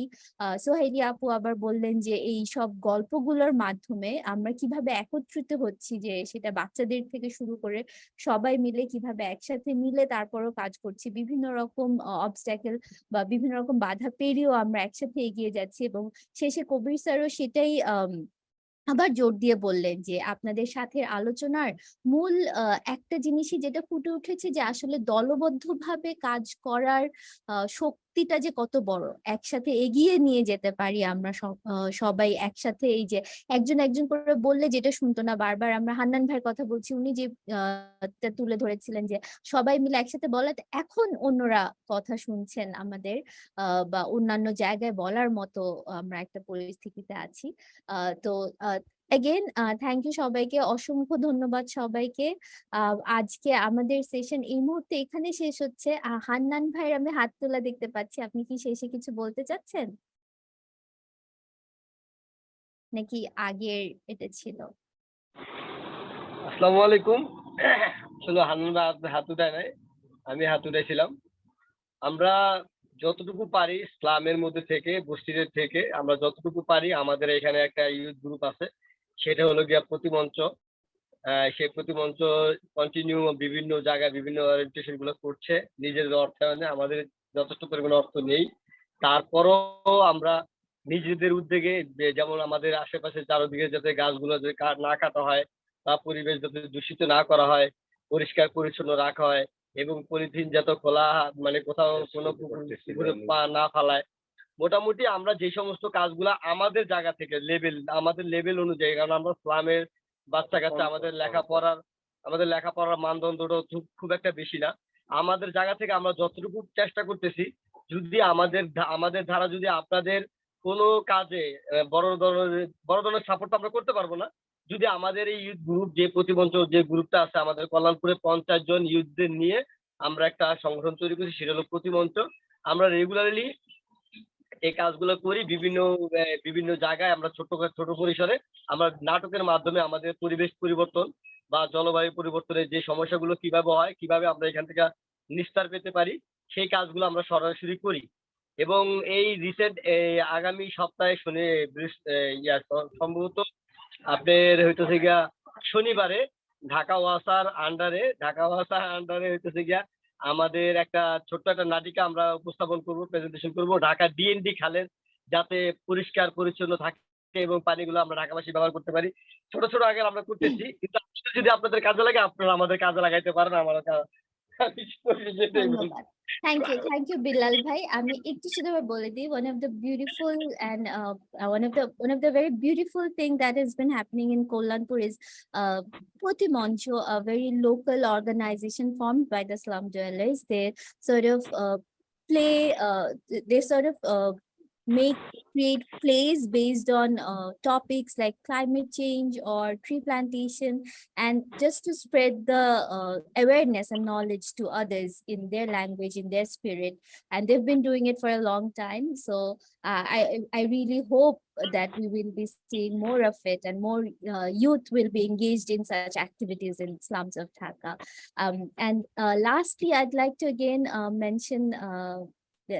mention some thanks for our ACHR and CAN friends who've joined us today. Lumanti and Louis was here, and we've heard about and congratulating the Jhenaidah team for winning the UIA and Aga Khan Award. I'd just like to mention that ACHR and CAN have also been a crucial part of this journey, and congratulate to all.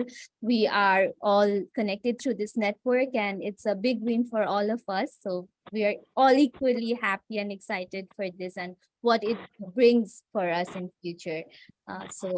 Thank you, Celine. And I would like to say that our mentor is today present here, for all these things, Dr. Fuad Mullik. He is the teacher of almost all of us, direct teacher. So we are always getting the advice from him, you know, all the good I'm very advices. proud of Yeah, all of you. thank you.